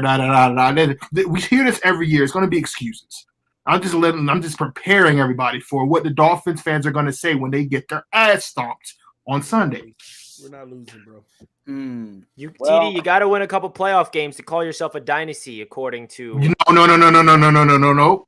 A couple Super Bowls. Exactly. So look who's making that comment out of all people, y'all. A Bills fan. A Bills fan. Oh, he said God. Playoff wins make you a dynasty? In what sport? In what sport? And so defending my guy right here. I wonder if he thinks the Bills are a dynasty. Like that's like minimum. Like I mean, like you need to. Like I'm like sitting here like thinking about like Tua is the best in the division. Like let's go on ahead and let's win a couple of playoff games. No. We don't need to win playoff. We don't need to win playoff games. We don't need to win playoff games to determine Tua is the best quarterback in the division. Dan, give up. Give up from why he made that comment? You know why he made that super chat comment? Because I think he thinks that the Bills 0-4 when they went to 4 straight Super Bowls is considered a dynasty in his eyes. I think that's why he made that dumbass comment. Listen, And so we have been talking about dropping merch for the longest time. I think the first shirt that we drop is like a holiday special of the annual Dolphins implosion, right? That's going to be the first shirt that we drop in our merch store is Happy Dolphins Come Back to Reality Day. Happy Dolphins Implosion Day. They're going to sell in December. I have an entire Netflix documentary. It's going to be something out of Quentin Tarantino. I have an entire documentary on standby of every Dolphins YouTuber, their takes and TD. He's going to be the star of it. I'll be the first one. I'll be the first one to tell y'all and be honest about it. First of all, I believe we about to finally do something special. But if we implode and don't make the playoffs, I'm gonna tell you now, everything in here going to scorch. I'm going ballistic. You have to do that live on the Roundtable. Oh man, it ain't gonna happen, bro. If that happened, you talk, bro. They can't let you down more than they have in the past, and that would be the top of the cake. No, because they can let you down, because this is a year where you actually believe that you guys can are something, where you don't believe it's going to happen. But if it happens, we're too good.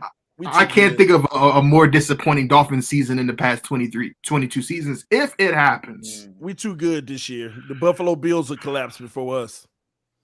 Oh, man. Well, I mean, I suppose that is a great segue to tomorrow night. The Buffalo Bills and the New England Patriots. So I feel like I'm going to start off with this because I've been thinking about this game for the past couple of days, and I think that it's interesting. It's definitely interesting. The Patriots defense, I'm going to go on ahead and give them all the credit that they deserve. Front seven is absolutely scary, right? Like, they're leading the league in sacks. They are tremendous at QB pressure. They can get to the quarterback. They really can. And especially with the fact that the Buffalo Bills have some missing pieces in their offensive line, I fully anticipate Josh Allen to be running for his life. However, out of any weakness that I see within this Patriots defense, this is not the sort of defense where there's solidified players. Literally, when you think about a rotation scheme, you think the defensive line. The New England Patriots literally have a rotation for their entire defense, frankly. So it's so many different players, super effective, great defensive minded. But the one weakness that they have is that in the middle of the field, they are not fast at all. Very, very slow, especially in the linebackers. They're great downhill. They can stop the run. They are great. The key for the Buffalo Bills to win within the pass game is for us to stress this defense horizontally in the middle of the field. Like I said in previous segments, I don't foresee Devin Singletary having a big game. I really don't see any running backs having a massive game just due to that front seven efficiency. However, I do see a lot of success in drag routes, literally in the middle of the field, whether or not that it's Isaiah McKenzie, Nyheim Hines, please. We ended up making a trade for this guy. Let's let this be his game of coming out. The Buffalo Bills need to stress the middle of the field and the linebackers horizontally, and then that's how we are effective against this defense. That is going to be the number one thing that we need to attack. Now, regarding the Patriots offense, right? Mac Jones, and so he's an accurate quarterback as long as he's protected well, which he has a great offensive line. I know that his center may not be playing right according and so right within that injury report, but their backup is still very good. When he is kept clean, he's one of the best in the league as far as completion percentage, ready to go. However, like any quarterback, when he is pressured, right, his efficiency drops 30% in several categories. That's including completion percentage, QBR, you name it. Now, that's really not a crazy stat duh, Dan. When you get pressured, obviously you're going to be a little shittier. The one thing that we need to take advantage of is blitzing. There's some quarterbacks out there, say, for example, Patrick Mahomes or Josh Allen. If you blitz him, statistically, they're going to eat you up. Mac Jones, not at all. When he gets blitzed, he has a very, very difficult time. And the Buffalo Bills are going to have to mix in as many blitz packages as possible. And this is coming from a team that does not blitz very often, but we're going to need to, right? Von Miller is not going to be out there. Rousseau, not so sure. say that he's going to be out there. Say that he is. He's definitely not going to be 100%. So our defensive end thing is going to be a little on the weak side. So we're going to need to exclusively rely on Ed Oliver and Jordan Phillips and Daquan Jones and to get that pressure right in the interior. And then also send Milano, send Edmonds, send whoever you possibly can to get in this guy's face because his efficiency goes downhill tremendously. As far as our outside corners, I definitely foresee it being a part of Bill Belichick's game plan to pick on Dane Jackson. I am praying to God that Xavier Rhodes is out there instead of him, and he dominates more of the snaps than him. He has been struggling tremendously. Whether or not that's going to be so with Jacoby Myers or whether or not that's going to be so with Devontae Parker, there's going to be wins right there. So the key is getting into Mac Jones's face and also making sure that we can stop Ramondre Stevenson, which is going to be a lot harder than one can sort of imagine. Like, guy is great on the ground. He can run between the tackles. He's a threat in the passing game. The only thing that I ask is that we make our tackles. Thank God Edmonds is going to be back out there. Milano, I'm going to need you to be a bit more efficient on that end. However, I do see us being able to formulate a decent enough game plan defensively, even with all of our injuries, to be able to hold them when we need to. The number one key to this game is keep on that trend of not coughing up the football. This New England Patriots team is 6th in the league for takeaways. We are bottom of the league for giving up the football. Okay, that's not a statistic that is good for the Buffalo Bills. So past 2 games, and so we've only had 1. So Josh Allen, take care of the football, no fumbles, chew up the clock, and then I can see the Buffalo Bills walking away with a victory here, 28-14. What's the weather? It's going to be good. It's going to be 30, 38 degrees, no rain, no snow. It's just going to be cold, but the weather's not going to be a factor at all. Yeah. Quick question, Dan. What's up with y'all all-pro safety? Where? Yeah, he came off IR, right? A few weeks ago. So he's played the past 2 games. His elbow. Oh, I didn't know he played. Yeah. So he's playing like basically with one arm right now. He's still pretty efficient. That's honestly why I think that we ended up coming out on top for the past 2 games. Because before that, we just had Hamlin, and then we just ended up having like a culmination of like just like a bunch of rookies and like practice squad guys like sort of filling in his place for that. So he's been good. With Trey White, and so he only played 2 series last week, and they're thinking that he's going to be out there for about 4 to 5 tomorrow. You mean Trey White, TD, or Poyer? I meant Trey White, but I didn't even talking about Trey White. Because y'all took him off of IR like a few weeks ago, right? Yeah, he played his first game. I keep saying safety. Yeah, he played his first game last week. He was only out there for 2 series. He was not targeted once, and then they just ended up sitting him for the rest of the game. So I think that they are just slowly but surely like starting to reintroduce game speed to him. So you'll probably see him for like a full quarter, like on Thursday. Okay.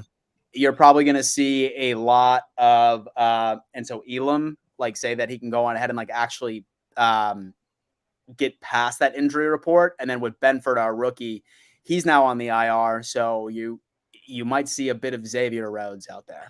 So when will that secondary be healthy as far as Poyer and Trey White? Trey White. Fully like a full game Trey White.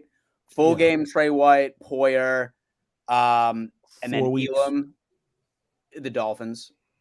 Whatever. After us, probably. And so with Trey White's full game, in my opinion, is going to be against the Miami Dolphins. Okay. Yeah. All right. Bills Patriots, TD. I mean, hey, I'm just scouting the competition, but Bills Patriots. It's like hold on, bro. I gotta get my preview, bro. I gotta get my preview for this game. Oh, Tyson. Just saying, it's one of those games tomorrow. Just amazing, just analytical analysis from the one and only Dan Mitchell. It's just beautiful. Wow, just like I'm watching ESPN up in this motherfucker. Listen here, you bottom-dwelling peasants from Buffalo, you mistake butter-legged losers. I saw a comment in the comment section earlier that just blew my mind. People fear the Buffalo Bills like they used to fear the Patriots when they had Brady. Have y'all lost y'all marbles?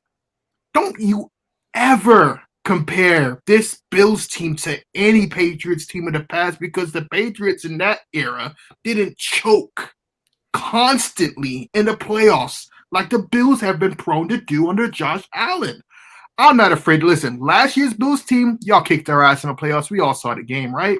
We were a J.C. Jackson dropped interception away from sweeping y'all in the regular season. But like I said, the only thing that matters is y'all beat the brakes off. That game was a frustrating loss for me personally, but for you, it was kind of just like it was like Ralphie in the Christmas Story, right?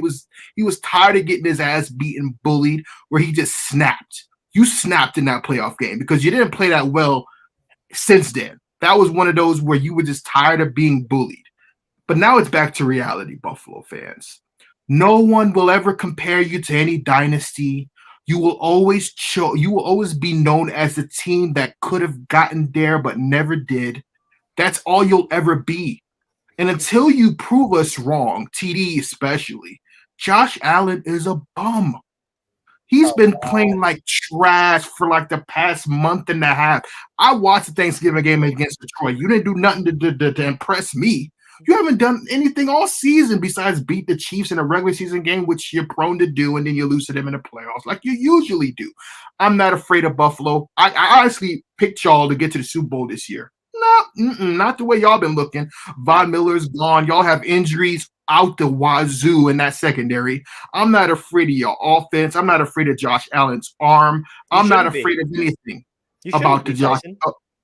I'm just saying, I'm not afraid of the Bills at all. And that little elbow injury, y'all, you might not see it now, but I promise you that elbow injury is going to linger, and it's going to sneak its ugly head eventually, because that's the type of injury you don't want to have long term.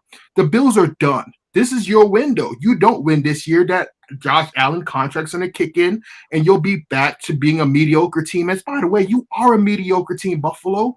What have you done this season to impress anybody? The Dolphins, my most hated team, is sitting on top of the division. You're not winning the division. You're not winning a playoff game this season either. It's over for you. And tomorrow, I'm going to predict it here. Mac Jones is going to have his coming out party tomorrow. We're going to beat the absolute brakes off of the Buffalo Bills tomorrow. Because if the Jets can do it and the Dolphins can do it, I know the Patriots are going to do it. And the way that Sean McDermott sniffed up at Belichick, running up a score in a playoff game, Belichick is the devil incarnate. You don't think he's going to remember that and he's going to shove it in your face tomorrow? I promise you this, Buffalo, you're never going to be a dynasty. You're never going to win anything in your fanhood, because it's what you do. It's who you are. It's your identity. It's in your DNA.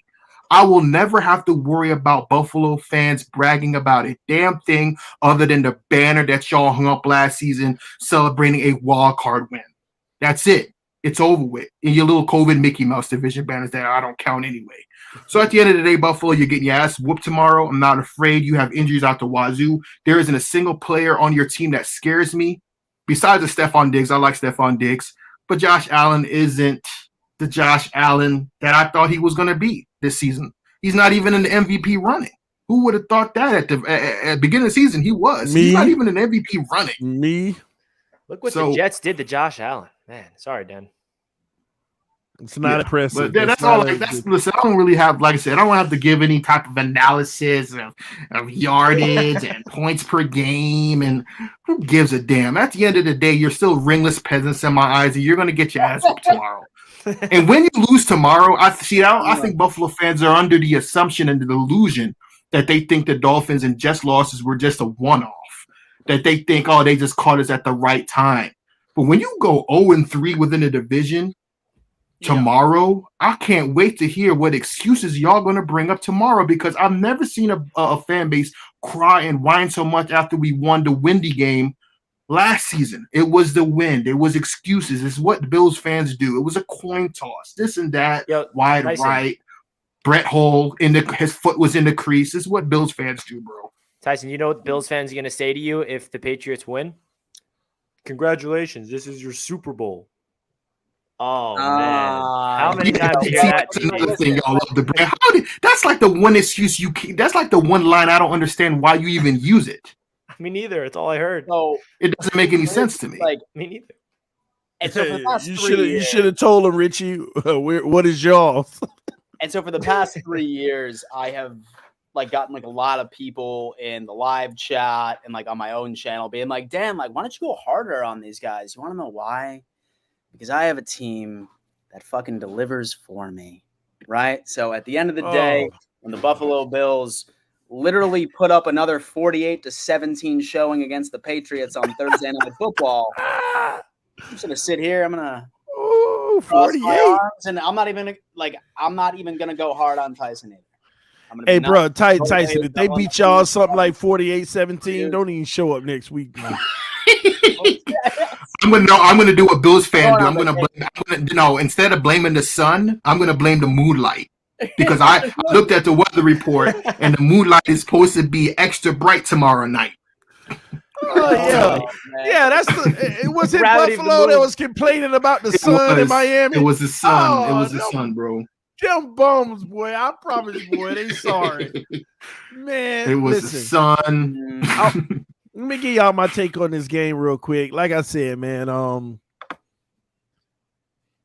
Buffalo's gonna win this game, unfortunately. Yes, I love it. That's not good. Unfortunately, that bum good. Josh Allen gonna get carried by the defense because I don't have faith that Mac Jones gonna repeat any good performance. I was actually shocked how well y'all played versus the Vikings. But Buffalo will win this game. Josh Allen will be mediocre, which is an improvement, by the way.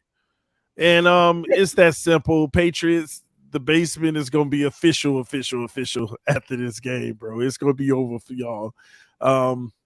It's that simple. I ain't got nothing else to say. I'm sorry. Y'all bottom dwellers right now. If the Patriots do win tomorrow, TD, it's going to be a fight. It's going to be a fight. Because I live in a world where if the Patriots win tomorrow, the Jets lose against the Vikings like we all predict. If the Dolphins lose against the 49ers like I predict, then the Patriots would technically would be one game away from being first in the division. Oh, what a dream. I know Martin Luther King had a dream, but damn, that would be a dream. How many losses y'all got? We got 5 losses. Oh, yeah, okay. We're 6-5. We're like literally a game out of a playoff spot. So if you lose and plus we play, like remember we play Buffalo again and we play you guys again. So technically, if we beat Buffalo tomorrow, y'all can't beat us. Yeah, we will. But just imagine a world where Master at Work is on top of the division. Oh my God! It would be beautiful. It's gonna have to be imagined. Let me get my take on this game. Let me get my take on this game. It's a painful one for me, and I'm sure TD can agree, right? It's the Patriots and the Bills who you root for. But Dan, keep that bum in the basement and beat their brakes off tomorrow night for me. They're breathing down our necks. Jets fans know that the Patriots got us in the tiebreaker, and they need us to stay underneath us until the rest of the season. So it pains me to say it, but I got to see the Bills win. And honestly, it's a win-win for the Jets because if the Patriots do win and the Bills do lose and the Jets pull off a miracle against the Vikings, you never know. Things can go out. All of a sudden, we're tied with the Bills. So I don't know. I think that this Bills team is probably going to win because if they don't, they're going to be 0-3 in the division, and that's a really big issue for them. You cannot come away with how many division wins in a row? 2 or 3, and then you come out there and lose your first 3 AFC East games. You're not going to win the division that way, and you're not going to be able to really be, on this roundtable. You're going to keep getting heat for it, Dan. Dan doesn't have enough ass cheeks to fit all the teams on the roundtable. Oh, yeah. He's going to need to grow a third ass cheek. I mean, Tyson's got to win this one because this is your first game. So the only way you get the Patriots logo is you got to win this one and then win the next one. We're coming for that Jet logo on your ass cheek next week, Dan. But all in all, I think that the Bills are going to take care of business in this game, and it's going to be a tough, gritty battle. But it's tough to root for either of these teams, to be honest. Yeah, somebody said you're gonna have to get a BBL, Dan. Poppy says, Master, without saying Mac, which one of the quarterbacks in the division is the best? Be honest. I mean, I'm honestly still gonna say Josh Allen until Tua wins playoff games, bro. I gotta see TD, bro. I'm a fair and honest individual. Listen, I will say this: Tua has played better than Josh Allen the entirety of the season. I will give you that. But I need to see it. I need to see it down the stretch. Listen, I'm a fair man. If the Dolphins pull it off and Tua does, get to playoffs and win a playoff game, I'll gladly get on here and admit I was wrong. But until that, I can't elevate Tua over something he's never done before. I just can't do it. I got you. I'll take the fact that he's better than Josh this year so far. He is. Right now he's playing better. I can't deny that. Evan Numbers says, Dan, don't lie. You better have hired a tat artist with a paper of a big plane. Can't wait to see Buffalo lose to the whole division. Bills are bums. Yeah. Evan, let him know, baby. That plane is going to look pretty interesting on that bum of yours. They ain't making the playoffs, y'all. All right. Dan, you know that it's you better look. There's a lot riding. Dan is nervous. I know you nervous. You can tell. Game is in Foxborough, bro. You know shady shit goes down in Foxborough. Shady shit goes down in Foxborough. Win by all means necessary. Cheating, I don't give a damn. Oh, Denver comes in dunking on the Bills, yet Josh Allen's worth more than y'all combined. If I could slap everyone but Dan, I would in an alley. Oh, Lord. Wow. Thanks, Denver. What do you got to say to that one, Tyson? I wish you would. Oh, that's hysterical. Mafia, man. All right, guys. So that's it for the super chats for now. Anybody else have anything else to say before we get into the next segment, which is the Patreon members? And we got a lot of people waiting backstage already. Bring them on. That is Patreon members. Yeah, guys, listen. So this is the segment where we bring on our Patreon members to ask us a question. So we have a lot. So we're probably going to keep runtime, a minute per person. So go on ahead, say what you got to say, ask your question, and then we're going to run through this. Cause the past, this ain't the Maury Povich show. We ain't taking interviews. This ain't no documentary shooting. And so the past couple of episodes that we have had, we have not been able to get to everybody. So we're literally going to have a minute per person, ask their questions, say what they got to say, and then go from there. But yeah, most definitely say that you're interested. So you want to come on the show, ask a question or just give a quick 1 minute take. Definitely hit that link right in our description. It's a great way to support the channel as always. And yeah, let's do it. Let's bring in the first guest, huh? Shout out to Parks. He says, Dan is nervous as hell. Oh, Parks is coming for you. Oh, Parks. Fuck. I think Parks can read your eyes. He could tell that you're nervous. He could tell you're nervous. Oh, shit. My internet's messing up right now. Ain't nothing wrong with it. That's some Josh Allen patience. We got Thomas. Oh, Jesus. Quit it, Dan. Nobody here. What's up, Thomas? What's going on, y'all? All right, so you're going to keep it down to a minute, so I got to speak quick. Oh, my God, you're all delusional. Anyways, why are we bringing up bullshit? Oh, he got to win a playoff game. Well, he does. Did Josh Allen ever win a national championship? No. So why are we going to be bringing up old shit? We're not bringing up old shit. This is about this season. He has to win a playoff game this season. How many more turnovers does Josh Allen have to make before y'all stop talking about Josh Allen in the play? So quit interrupting me. You only giving me a minute. Shit. No, I'll answer your question. Does Tua have to win a playoff game this season? Yes or no? It's a yes or no question. Oh, to be better than Josh Allen? No. No. To prove anything. To prove what? To prove that he's a franchise quarterback.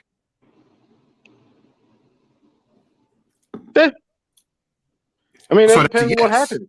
So if he doesn't win, if he keeps playing the way he's playing, if he keeps putting up these numbers and somehow we still lose games and miss the playoffs, then you can't blame him. So that has nothing to do with it. Well, that just means your franchise is a choking bunch of scrubs. That's what that would mean. Yeah, that's what that would mean. Something happened and something went wrong terribly. But that's not the point. Yeah. But anyways, let's see. I got 15, 14, 13. Hey, you Thomas. all suck. Hey, Thomas. They nervous, bro. They know we about to win a Super Bowl. That's all that matters, man. That's all that matters. We sitting back. We know what's about to go down. Hey, and I don't care about the Vikings. This is what I need. I need the Vikings to kick the Jets' ass, and I need you two to tie to give us that much more of a fucking break in this division. Sorry, Thomas. Ain't happening, buddy. We're coming to Minnesota. Appreciate you, Thomas. I'll see you next week. Thomas. Peace. True Fin fan says tie. I wouldn't be able to the live with Patriots. myself. There's a tie. Who cares? Own a playoff win, please, before you die. Before Jesus Christ. Imagine being alive for so long and never seeing your team win a playoff game. Jesus. All right. By the way, I know that there's some people trying to join, and for the Patreon members, if it's not allowing you to join, it's because it's full. But now that we got through our next one, you can join now. There's an open space, so join in. Jimmy. What a bounce back win for the Jets. I saw a lot of Dolphins fans on Twitter saying that the Pats game was like the collapse of the Jets. Hopefully this kind of shut them up a little bit. Anyway, I did see a lot of Jets fans on Twitter and Reddit. Look, I know Mike White had one hell of a game, but I saw a lot of people say that Zach Wilson will never start for the Jets ever again, and Mike White is the future, like the franchise QB. But I'm not sold on that yet for 3 reasons. The first one is this was only one game. I need to see consistency. The second is that the Bears defense is absolutely dog shit. And the third is that there was no recent film on him. Therefore, you can't just say that Mike White will automatically be the QB. And Zach Wilson will never play again. But if Mike White continues to play like this, then he can definitely become the franchise QB and the future.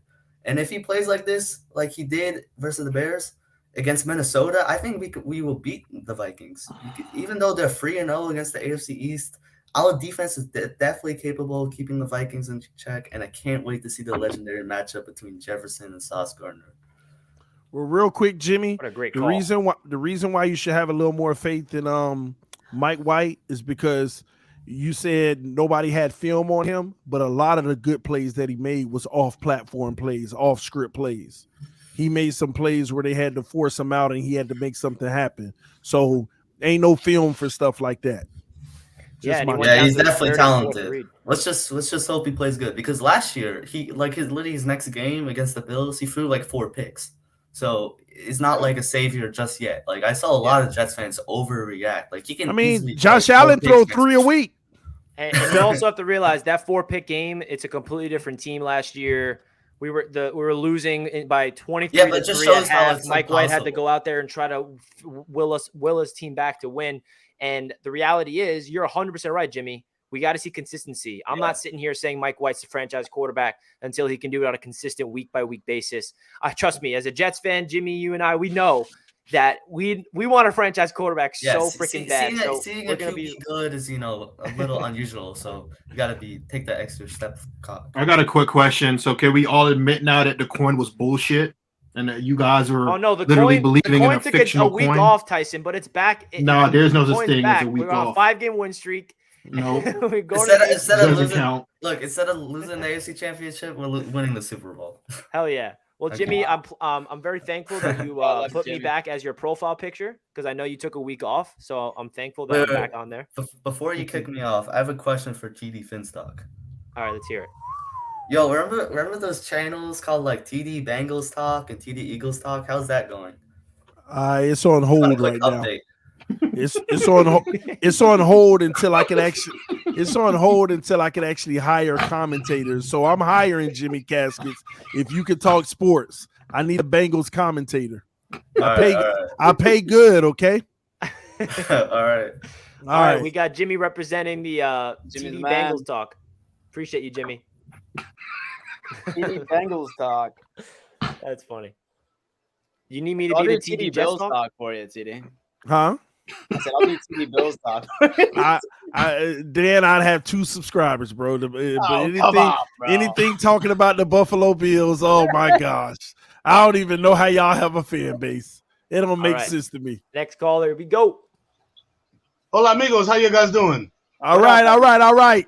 All right. What's up, my TV, man? Delusional as hell as always. Y'all getting smoked by the Niners. This is the first real defense y'all played that doesn't have a lot of injuries. Congratulations. You guys are going to get blown the hell out 19-3 or something like that. The Jets, I'm going to save y'all for last because you guys are going to be the biggest people I talk about this week, even though I'm a Bills fan. I got some honesty for you. The Patriots and the Bills. I don't see this being a 47-17 blowout like last year. I see us winning this game like 28-17. I think the Patriots will do some good things, and Mac will have a decent day against our weak corners, unless it's Trey White and Rhodes out there. Then we should see some better. They've been picking on our corners. There's been Dane Jackson getting eaten alive. That's a thing. No Von Miller, so the corners are gonna have to be better. So I think they're gonna have to lean on Trey White and Xavier Rhodes. But going off from that game, I think that game's gonna be better than Bills fans expect, but not as good as Master thinks it's gonna be. But the Jets are really the stars of this week. They play the Vikings. We've all lost to the Vikings except for the Jets because they play them now. And I have the Jets win this game 30-24. I think that the Jets match up against the Vikings very well, just like the Lions matched up against the Bills very well. The Lions matched up against the Bills, and I thought the Bills would beat them by one score or less. And it was 3 points. I thought that the Lions offense with Amon-Ra St. Brown and Jared Goff playing the way he's been playing, plus having a nice little screen game and run game was all right. And I thought that would give us, a high-scoring game, and it did. 25-30 or 25-28 isn't a low-scoring game at all. That's a pretty high-scoring game. That's 50 points plus on the spread. But the Jets and the Vikings, I think that the Jets' defense matches up very well against the Vikings' offense. I think that you got Sauce Gardner, and I forget who the other corner is, but I know he's pretty good too. Reed. They both play pretty well. Your linebacker, CJ Mosley, he's been playing much better this year after coming off that COVID year where he took off and then he was hurt the year before. He's been playing very well. Quentin Williams is having a monster year. Your defensive ends who rotate in have been playing very well. I think the Jets match up very well against them, and they don't need Mike White to be a superstar like a Josh Allen or a Tua or a Mahomes. He's got to go out there and play decent ball against the Vikings defense, and he should be able to do enough to win that game. I think that the Jets are expecting so much out of Zach Wilson, and he may be trying to meet those expectations. He's got to put that stuff out there. And the thing about Mike White, last year when he played the Bills and he threw those 4 interceptions, look, he was a rookie or a second year QB. He's young. Those young QBs are going to have those damn days. You got to let them grow from those bad days. Josh Allen, Tua, both had very bad days in their first couple of years. They both had miserable, shitty days in those years. And what happened? The Bills stuck with Josh. The Dolphins stuck with Tua, even though I'm not sure what Tua is just yet. They stuck with him. And now both those QBs are in the MVP talks, even though some people said that Josh isn't. He still is. I looked it up. He's still in there. He's like number 4. But Mike White isn't that prototypical guy, but he's a guy who has shown you promise, and he's had 1 or 2 bad games. Zach Wilson's had like 17 bad games. He looks like trash. He looks like a bust. He looks like Jamarcus Russell. Like he doesn't look great. If it's me, I roll with Mike White, and if it's me, I don't take Zach Wilson's 5th-year option. And if I'm gonna replace Zach Wilson or Mike White, I'm gonna do it after next year, after I give Mike White a whole year to show me what he's got. The Jets really have a team. They don't need superb QB play to do it. Their defense is outstanding. Their receiving core is very solid with Moore and Garrett Wilson. They have solid running backs, and when you guys get Breece Hall back, that team is going to be scary. I've been telling people the Jets are the one team in this division who have built a roster that really worries me. I'm not that worried about the Dolphins. Like last time we played the Dolphins, Tyreek Hill had 30 yards. Ball. Yeah, ball. Had a decent game, right? And you lost. You beat us by 2 with a half our. You lost. Half our defense gone. Yeah, by 2 points. Hey man, I just got to say, I appreciate you giving us all the love. The Jets deserve it, and I'm happy that you're giving an unbiased perspective of the Jets because I couldn't agree more with you. We're gonna get to the next caller because we're trying to limit these just for a minute, but we appreciate the call. It's okay. You got it out as fast as you can, and good luck to your Bills tomorrow night, my man. And I appreciate the love to the Jets. And we'll see you next week. Y'all Bills fans should be used to like low minute counts, bro. It took you 13 seconds to blow a lead. I mean, damn, y'all should know better than that. Lasco. Hello. Hey guys. What's up, hey my guys. man? And I'm doing good. And after at work, I never met a guy that is so hung up on all of us having fun with a coin. You really did not like the coin at all, did you? You really did not like that coin. Had you getting swept by us? So why wouldn't I like the coin?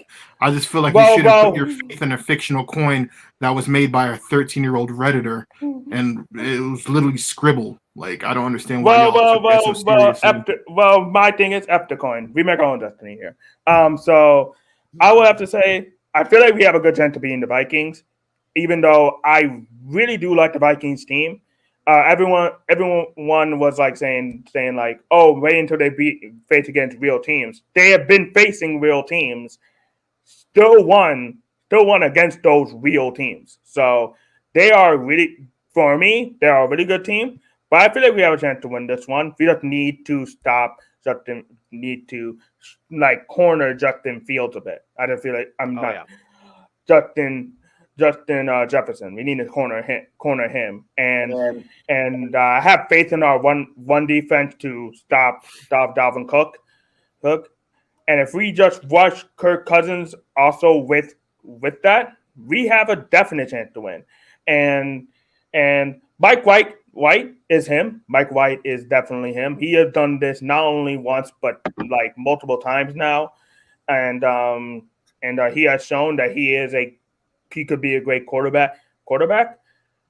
Hopefully he does it against the Vikings. We don't even need him to be like that great this time. We just need him to just be okay. Competent. Turnover free. Okay. Get the ball turnover around, free. Move the ball, put up 20 points, and hopefully win the game. Well, Lasco, we appreciate the call.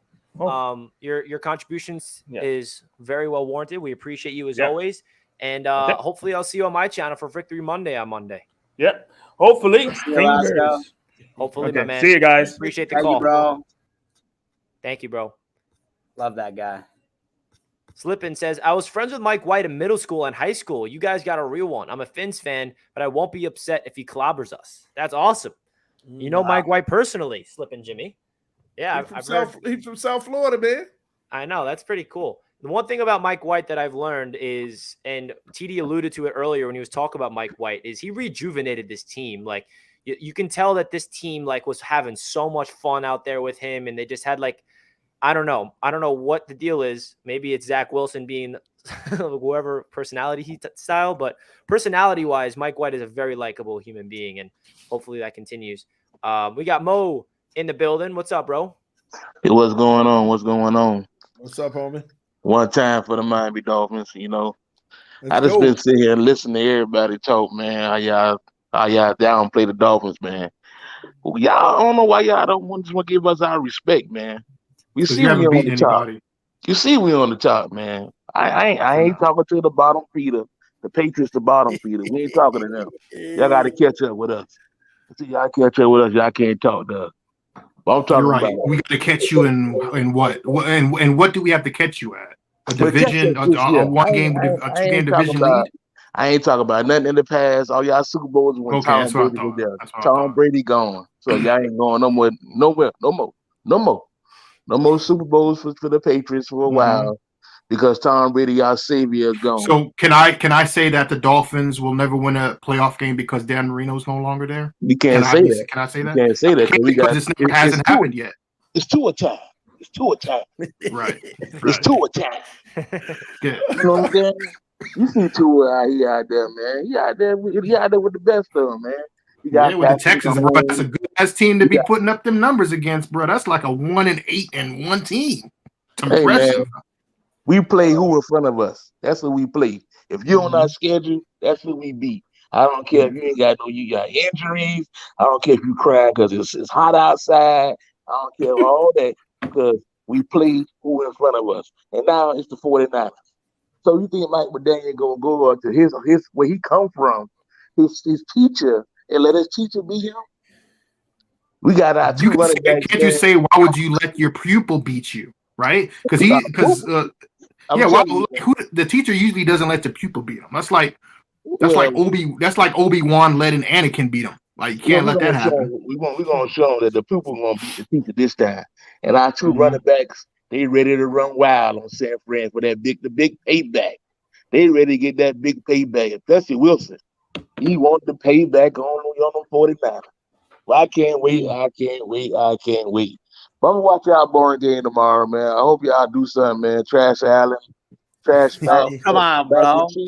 Let's give it the peace sign. He's a Trash Allen. We're gonna talk about the Buffalo Bills and mac and cheese and Trash Allen. We're gonna see what y'all gonna do tomorrow. And Richie, I don't know, man. Just be happy right now.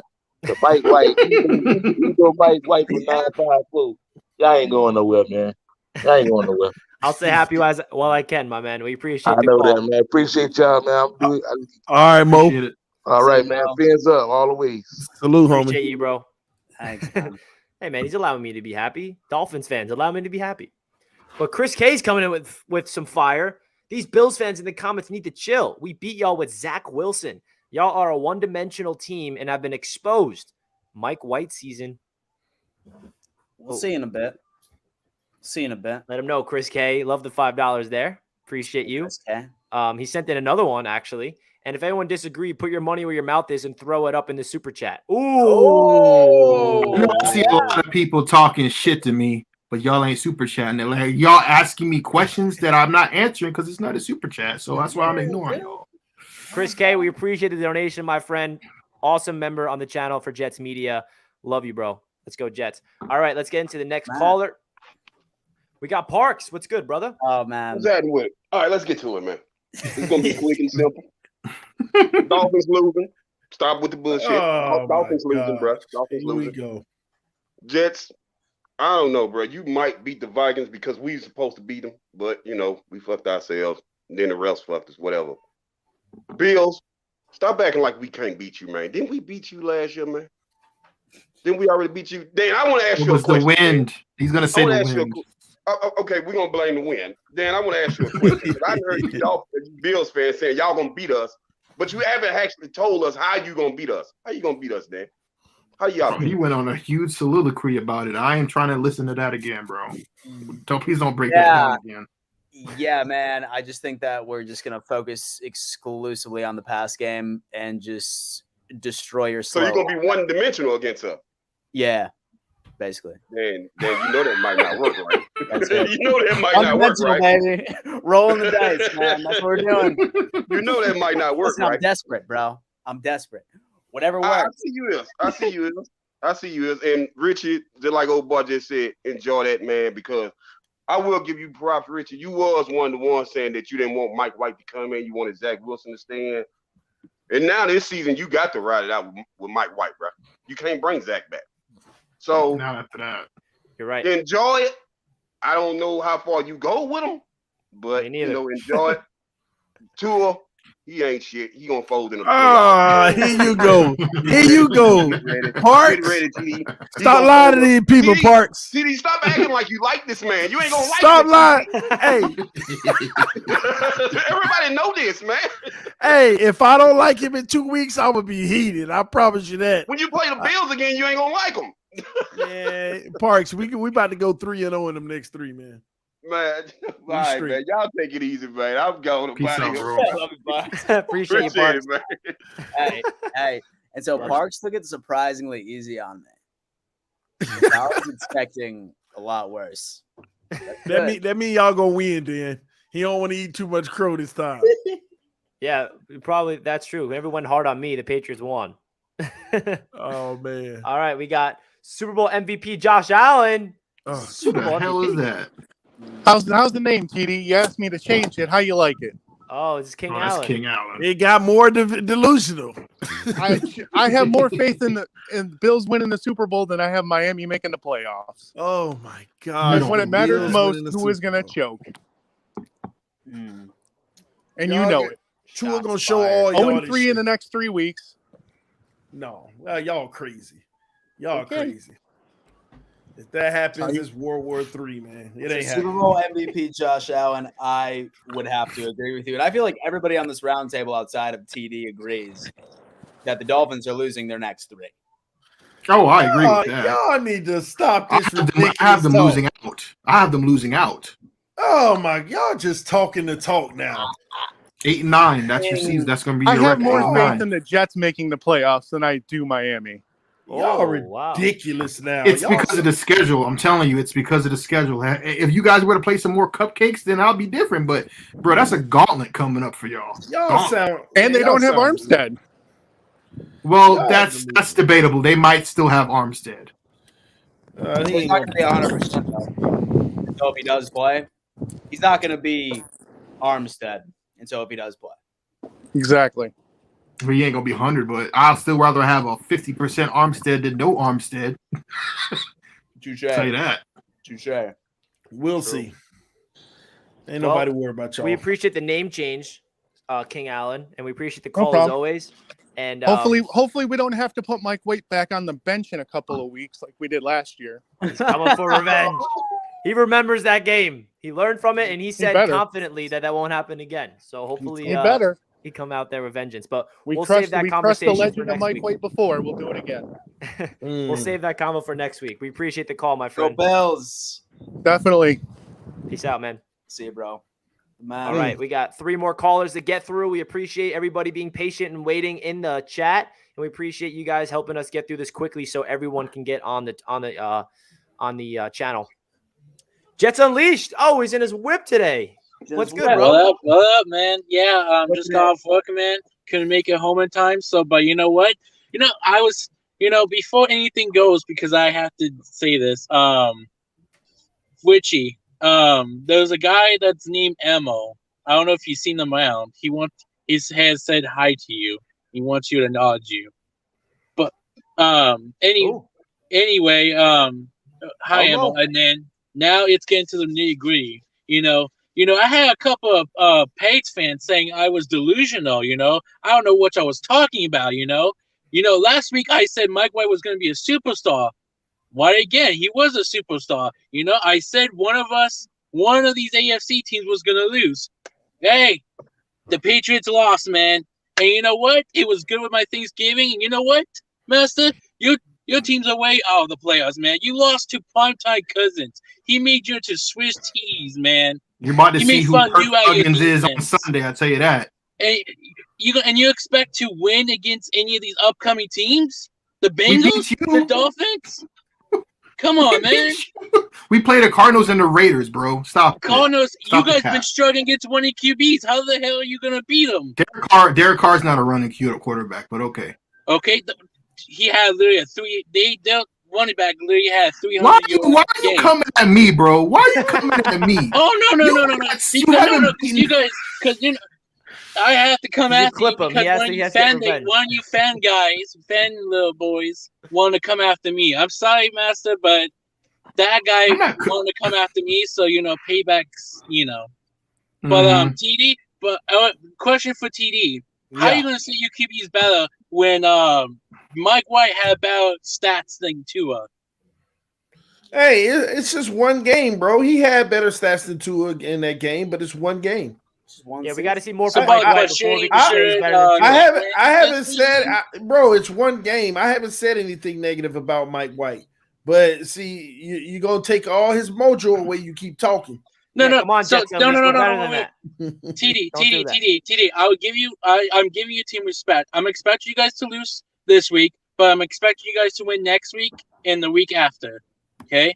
So you just got everything planned out, huh? Just everything. You just know everything. I'm not saying that I know at 100 what's everything's gonna happen, but dude, Patriots, dude, you guys, your best is probably 8 or 9 wins. Unless you gotta do 3 upsets. You know what? Are you the guy that did the coin flip and wrote all that crap on that? That's your handwriting, bro. I know I recognize you. That had to be you. No. That's not me, man, dude. But you know what? Mike White's gonna take this. But anyway, I'm gonna get on. I'm gonna let these other calls get in. Right, man, we appreciate the call. Jet up. Patriots gonna lose. Dolphins gonna lose, and we'll be come at you with a fury in these next couple of weeks, bro. I'm gonna unleash it. We appreciate You're talking a lot of crap, man. Troy's in the house waiting. Hey guys, I got bumped down. I accidentally backed out. Troy, what's up, Dan? How you doing, brother? Hey man. How you feeling about Good. We're gonna kick some ass in New England. I see another good game by Isaiah McKenzie. He's gonna pop off against you guys like last year. He's gonna just tear you up. And it's just, what it is. That's just going to be a hard game for you to lose, but it ain't over. Even if we were to lose one of the games against New England, as long as we win 50% of them and have a better record, we're still, where we need to be. It don't matter how many times we lose. As long as we win one of the two, that's all that ever mattered in the entire time of the Bills, getting to the Super Bowl all those years. As long as we could always lose one of them to the team, but you never want to lose both of them. Never. Never. That's never. Exactly. We got to get that divisional win tomorrow night, which I see happen. Yep. And I see the Niners. I got tickets to the game, but I'm not going to go. I want to go watch Miami get their asses spanked because I know it's going to happen. My buddy called me with the season tickets, and I said, "Nah, I ain't going to go." Hey, Troy. Y'all not what? Buffalo ain't making the playoffs, bro. I hope you make it to the playoffs so we can be the ones to kick your ass in the playoffs, TD. I really do. Because I want to watch you cry. I want to watch you cry and scream and spin around like you do in your little Miami room like you always do when you lose. Hey, make it to the playoffs first and we'll talk. We make it every year to the playoffs. What do you mean make it to the playoffs? I ain't going this year. We're going to the playoffs. I don't care where we get in. Home field, it'd be great. But Josh does good in stadiums. I'm fine going somewhere else and playing. Me too. He don't care. And Bills fans travel well.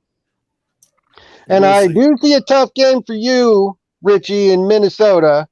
Not that Minnesota's good, because it was a few stupid mistakes. The Bills had them beat. If they just would have ran the ball and chilled out the second half, there's no fucking way we should have lost that damn game to Minnesota.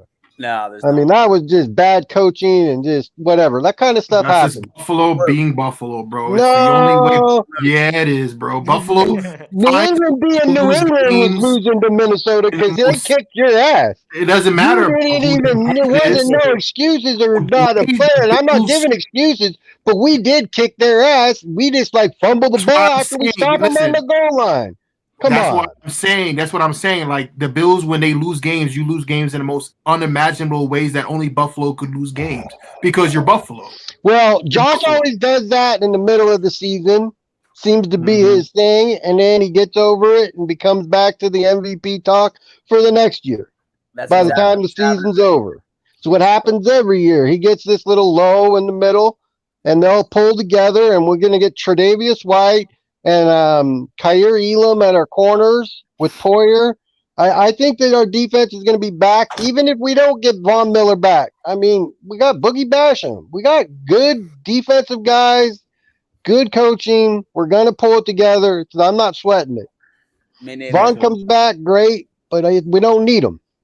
Me neither, he's a nice icing, but we don't need him. Got it. But winning it. You guys have a good one, and I see you next week. I see Miami losing, New England losing, and the Jets losing this week. I see you next week. All right, I'll be here next week. I'll see you next week. You betcha. What a great call. Bills Mafia coming in, baby. Pumping me up. I don't think we've had a Dolphins.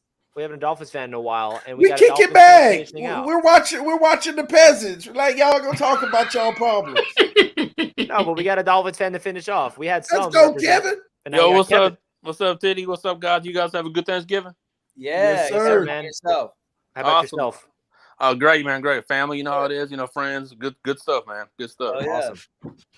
No, I just wanted to say, TD knows where I'm coming from on this. So, did y'all know this is next week's game? But the NFL flexed Miami to Sunday Night Football because they know who's winning the Super Bowl this year. They know. No, it's because they want the Miami on a national stage so we all can laugh at you publicly. It's like a kink. It's like a kink. We need to see Miami on the big stage so everybody can laugh at y'all. And also, that was the NFL's second option. The first option was Jets Bills, but CBS protected it. So their second option was Chargers Dolphins. It's true. It's true. It's a fact. Look it up. I'm not making it up. So you're bragging because the Dolphins get to finally play in prime time at late in the season? Is that what you're bragging about, Kevin? No, it's a second game. We played against Pittsburgh in prime time also. No, I'm saying that that they flexed your game in prime time. You're saying that Miami's been is finally being taken seriously and become relevant this late in the season. Is that what it is? That's right. No, I think the NFL is recognizing greatness, and they see the Super Bowl champions in the future coming right now. So they know we're coming this year. So let's put them on TV so people used to what they seeing. Yeah, that's right. And I want to ask you something, Master. Who's going to be your favorite quarterback next year for the Patriots? Is it going to be flip flop? Well, there's rumors around that Tom Brady might return. So everybody's saying we will never win a Super Bowl without Brady. How fitting would it be if he came back? And we started winning again. and he's divorced now, so he ain't got no reason to walk away this time. Oh, how pissed would this division be if Brady came back to the Patriots and dominated another 5 years? Oh, it would be – I would get to relive the dynasty all over again. But no, in all seriousness, Brady's not coming back. Who I want, and this is my prediction, Aaron Rodgers is going to be a Patriot next season.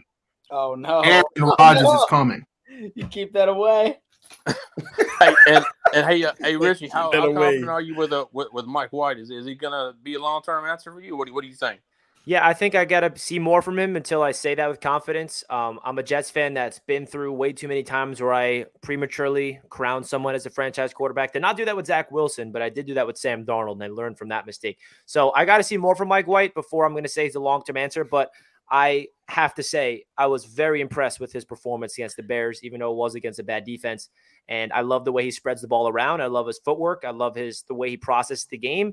And I'd love if he was the franchise quarterback. Sign me the hell up. I don't care if you're a 5th round pick or a 2nd overall pick. I don't care where you're drafted. Just give me a quarterback that's good so I can – that's a franchise guy. So if it's Mike White, I'm all in. The Mikeaneers going to get you. You better be all in now. Mikeaneers. And I want to ask Dan a question too. I watched that Detroit game, Dan, on Thanksgiving, and that was too close to call. I wasn't sure about Trash Allen. I wasn't quite sure about that game. Come on, Lions! Listen, man. You know what? Like I said, I'm not sure. Say that you were watching that, but that moment right there was the first scene that drops on the 30 for 30 Buffalo Bills Super Bowl year in 2023. Oh my! Right over there. It was that's when everything switched. Should I be talking about? Out in the clutch. Hit Diggs, dub, and we're not looking back. Or will it be another 4 Falls of Buffalo documentary? Or the 5 Falls of Buffalo. We won't know. 5 Falls of Buffalo. Hopefully it's the former, rather than the one. All I gotta say is one more thing. Number 1, 2 is number 1 on passer rating, number 1 on 3rd down conversion, number 1 on most thrown, every category across the board, and that's the best quarterback in the league right now. He is number 1 in touchdown passes. He ain't played as many games. That's not what I asked. He's not number 1 in touchdown passes. He missed games. What about yards? He right up there, even with missing games. But he's not number 1. Top 3. That's all I need to know. He's not number 1. So. He will be. Sure. All right, Kevin, we appreciate the call as always. We appreciate the donations you send in. We appreciate you big time, my friend. Appreciate you guys. You guys have a good one. All right. Thank you, sir. My man. All right. Well, that's going to conclude the roundtable. Before we get into the outros, we got some donations to get through. Earl says complaining about the schedule in the same division makes you look ignorant. The AFC East teams play the same teams aside from 3 games. Not at the same time, and the three teams that's different is a vast difference. Like for instance, I want to play the Texans. Can we play the Texans? I want to play the Texans. We don't get to play the Texans, so that's a lie. You know what? Who you play? It's when you play them. No, you're right. Just got finished playing all the bums. You're right. So, he's right. It's not the same because the Patriots made the playoffs last year and they were the second group. So the Patriots have to play the second best team from the opposite division that we play. I don't even know if y'all know about the schedule and how it's matched. I do. I know exactly how it is. If Buffalo finished first, they got to play the team that finished first in that other division. So We're The versus Dolphins, we actually Jaguars. got who was the last team last year? Was it the Jets? Yeah. So the Jets had it easiest unless the opponents got better. We had the second easiest. The Patriots had the second hardest. But and that's the also Buffalo based had off the last hardest. year, though, and not this season. Exactly. So, And some of those teams got really good. Yeah, like we're all versed in one team from the AFC South. We got the Jaguars, you got the Texans, and I think that's we had the Colts. Because the Texans, they were the Texans were second they were last second year. best. And then and the Bills had the Titans because they were the best team in that division. But this year, the Jags The Texans are were better than the last Texans. year. Texans were third last year. Yeah, so because you guys finished third in the division. Yeah, and we got the Jaguars because Jaguars were last. But the Jaguars are better than the Texans this year, so y'all got screwed. Yeah, we versed them on primetime Thursday night. Got it. Yeah. So we actually had the easiest version of it. Yeah, you did. Screw you. The Jets have the fourth hardest schedule remaining in the whole league.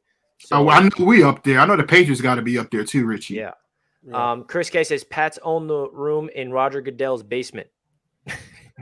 For what? That doesn't make any sense. Yeah, he's still on it. Earl says compare who's got the easiest, hardest from those three games: AFC West, AFC South, NFC West. I'm thinking the Pats have the easiest from those. No, the Bills have the easiest remaining schedule. What were you talking about throughout the whole season? I don't know. Oh, throughout the whole season, I mean, What would you have from the AFC West this year? Oh, we got to play the Raiders. Okay. Yeah, we had the Chiefs, the AFC West, AFC South. We had the Titans, the AFC North. We had the Vikings. In the NFC West. We got West, we had the Rams. We got the Cardinals. Yeah, we got the Seahawks. And the TD, you have the 49ers, right? Because they finished third. Yeah, so we got yeah. No, they didn't finish third, did they? Yeah, they did. Last year they finished third. 3 teams in their division went to the playoffs? Yep, because it was the Rams and the Rams, the Cardinals. Remember, they got knocked out in the wild card. And then San Francisco and then San Francisco made it all the way to the NFC Championship. Seattle. So we got screwed on that end with the San Francisco one, but we benefited from the South with Houston. Yeah, Dolphins win 30-27. Tua pulls off game-winning drive, coming out party, baby. I love it. Daniel says TD the only one being calm and confident. Fins for the win. Calm and confidence. I see you, TD. All right, that's it for the super chats. All right. Well, hey, listen, ladies and gentlemen, thank you so much for tuning in to yet another edition of the AFC East Roundtable. I know that all of us have a bunch of content going on our individual channels. If you have not subscribed to TD or Richie or Master at Work, definitely do that for real. Like, they put out fantastic content on a daily basis. And then that way, like, you're able to really keep up. And so exactly what is going on with your rivals or your favorite teams. And all of our individual channel information is in the description. I'm sure that we would all definitely love if you guys would stop by and check it out and feel free to talk your shit, right? We got a Discord that you guys can also join. And so we have a Discord as well, which is currently in the description. Follow us on Twitter as well, which Instagram, TikTok. That's your Instagram, TikTok. We are absolutely everywhere. OnlyFins too. We got OnlyFins. We have an OnlyFins as well, which is something to check out. Oh yeah, listen.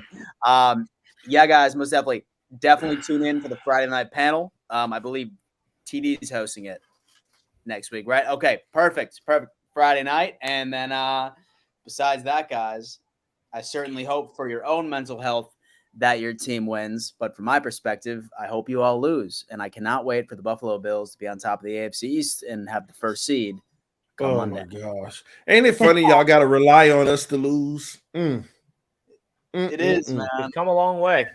How the tables have turned. Well, shout out to everybody in the chat. We appreciate each and every one of you guys. Shout out to my guy Fresh in the chat. I see you, my man. And we got a awesome slate of games for the AFC East to look forward to this weekend, starting tomorrow night. Bills, Patriots. Can't wait to see that one. And I'm really excited for this Dolphins 49ers game. I really am. I like the 49ers. A lot of stuff is, listen, I know it's been a long season, but this week might be the most important because it's gonna say a lot about every single team up in this division. Let's go. Who's real versus the pretenders who ain't shit. Like I said, like this week is probably the biggest, like, because it really depends on, like, if the Dolphins win, then they're for real. If the it really does depend, bro. Like, so tune in next Wednesday, man. It's gonna be exciting. Hell yeah. All right. And subscribe to the channel, like this video, tell a friend as well. We'll see you next week. Go Bills. Peace. Josh Allen is trash. Mike F. and White.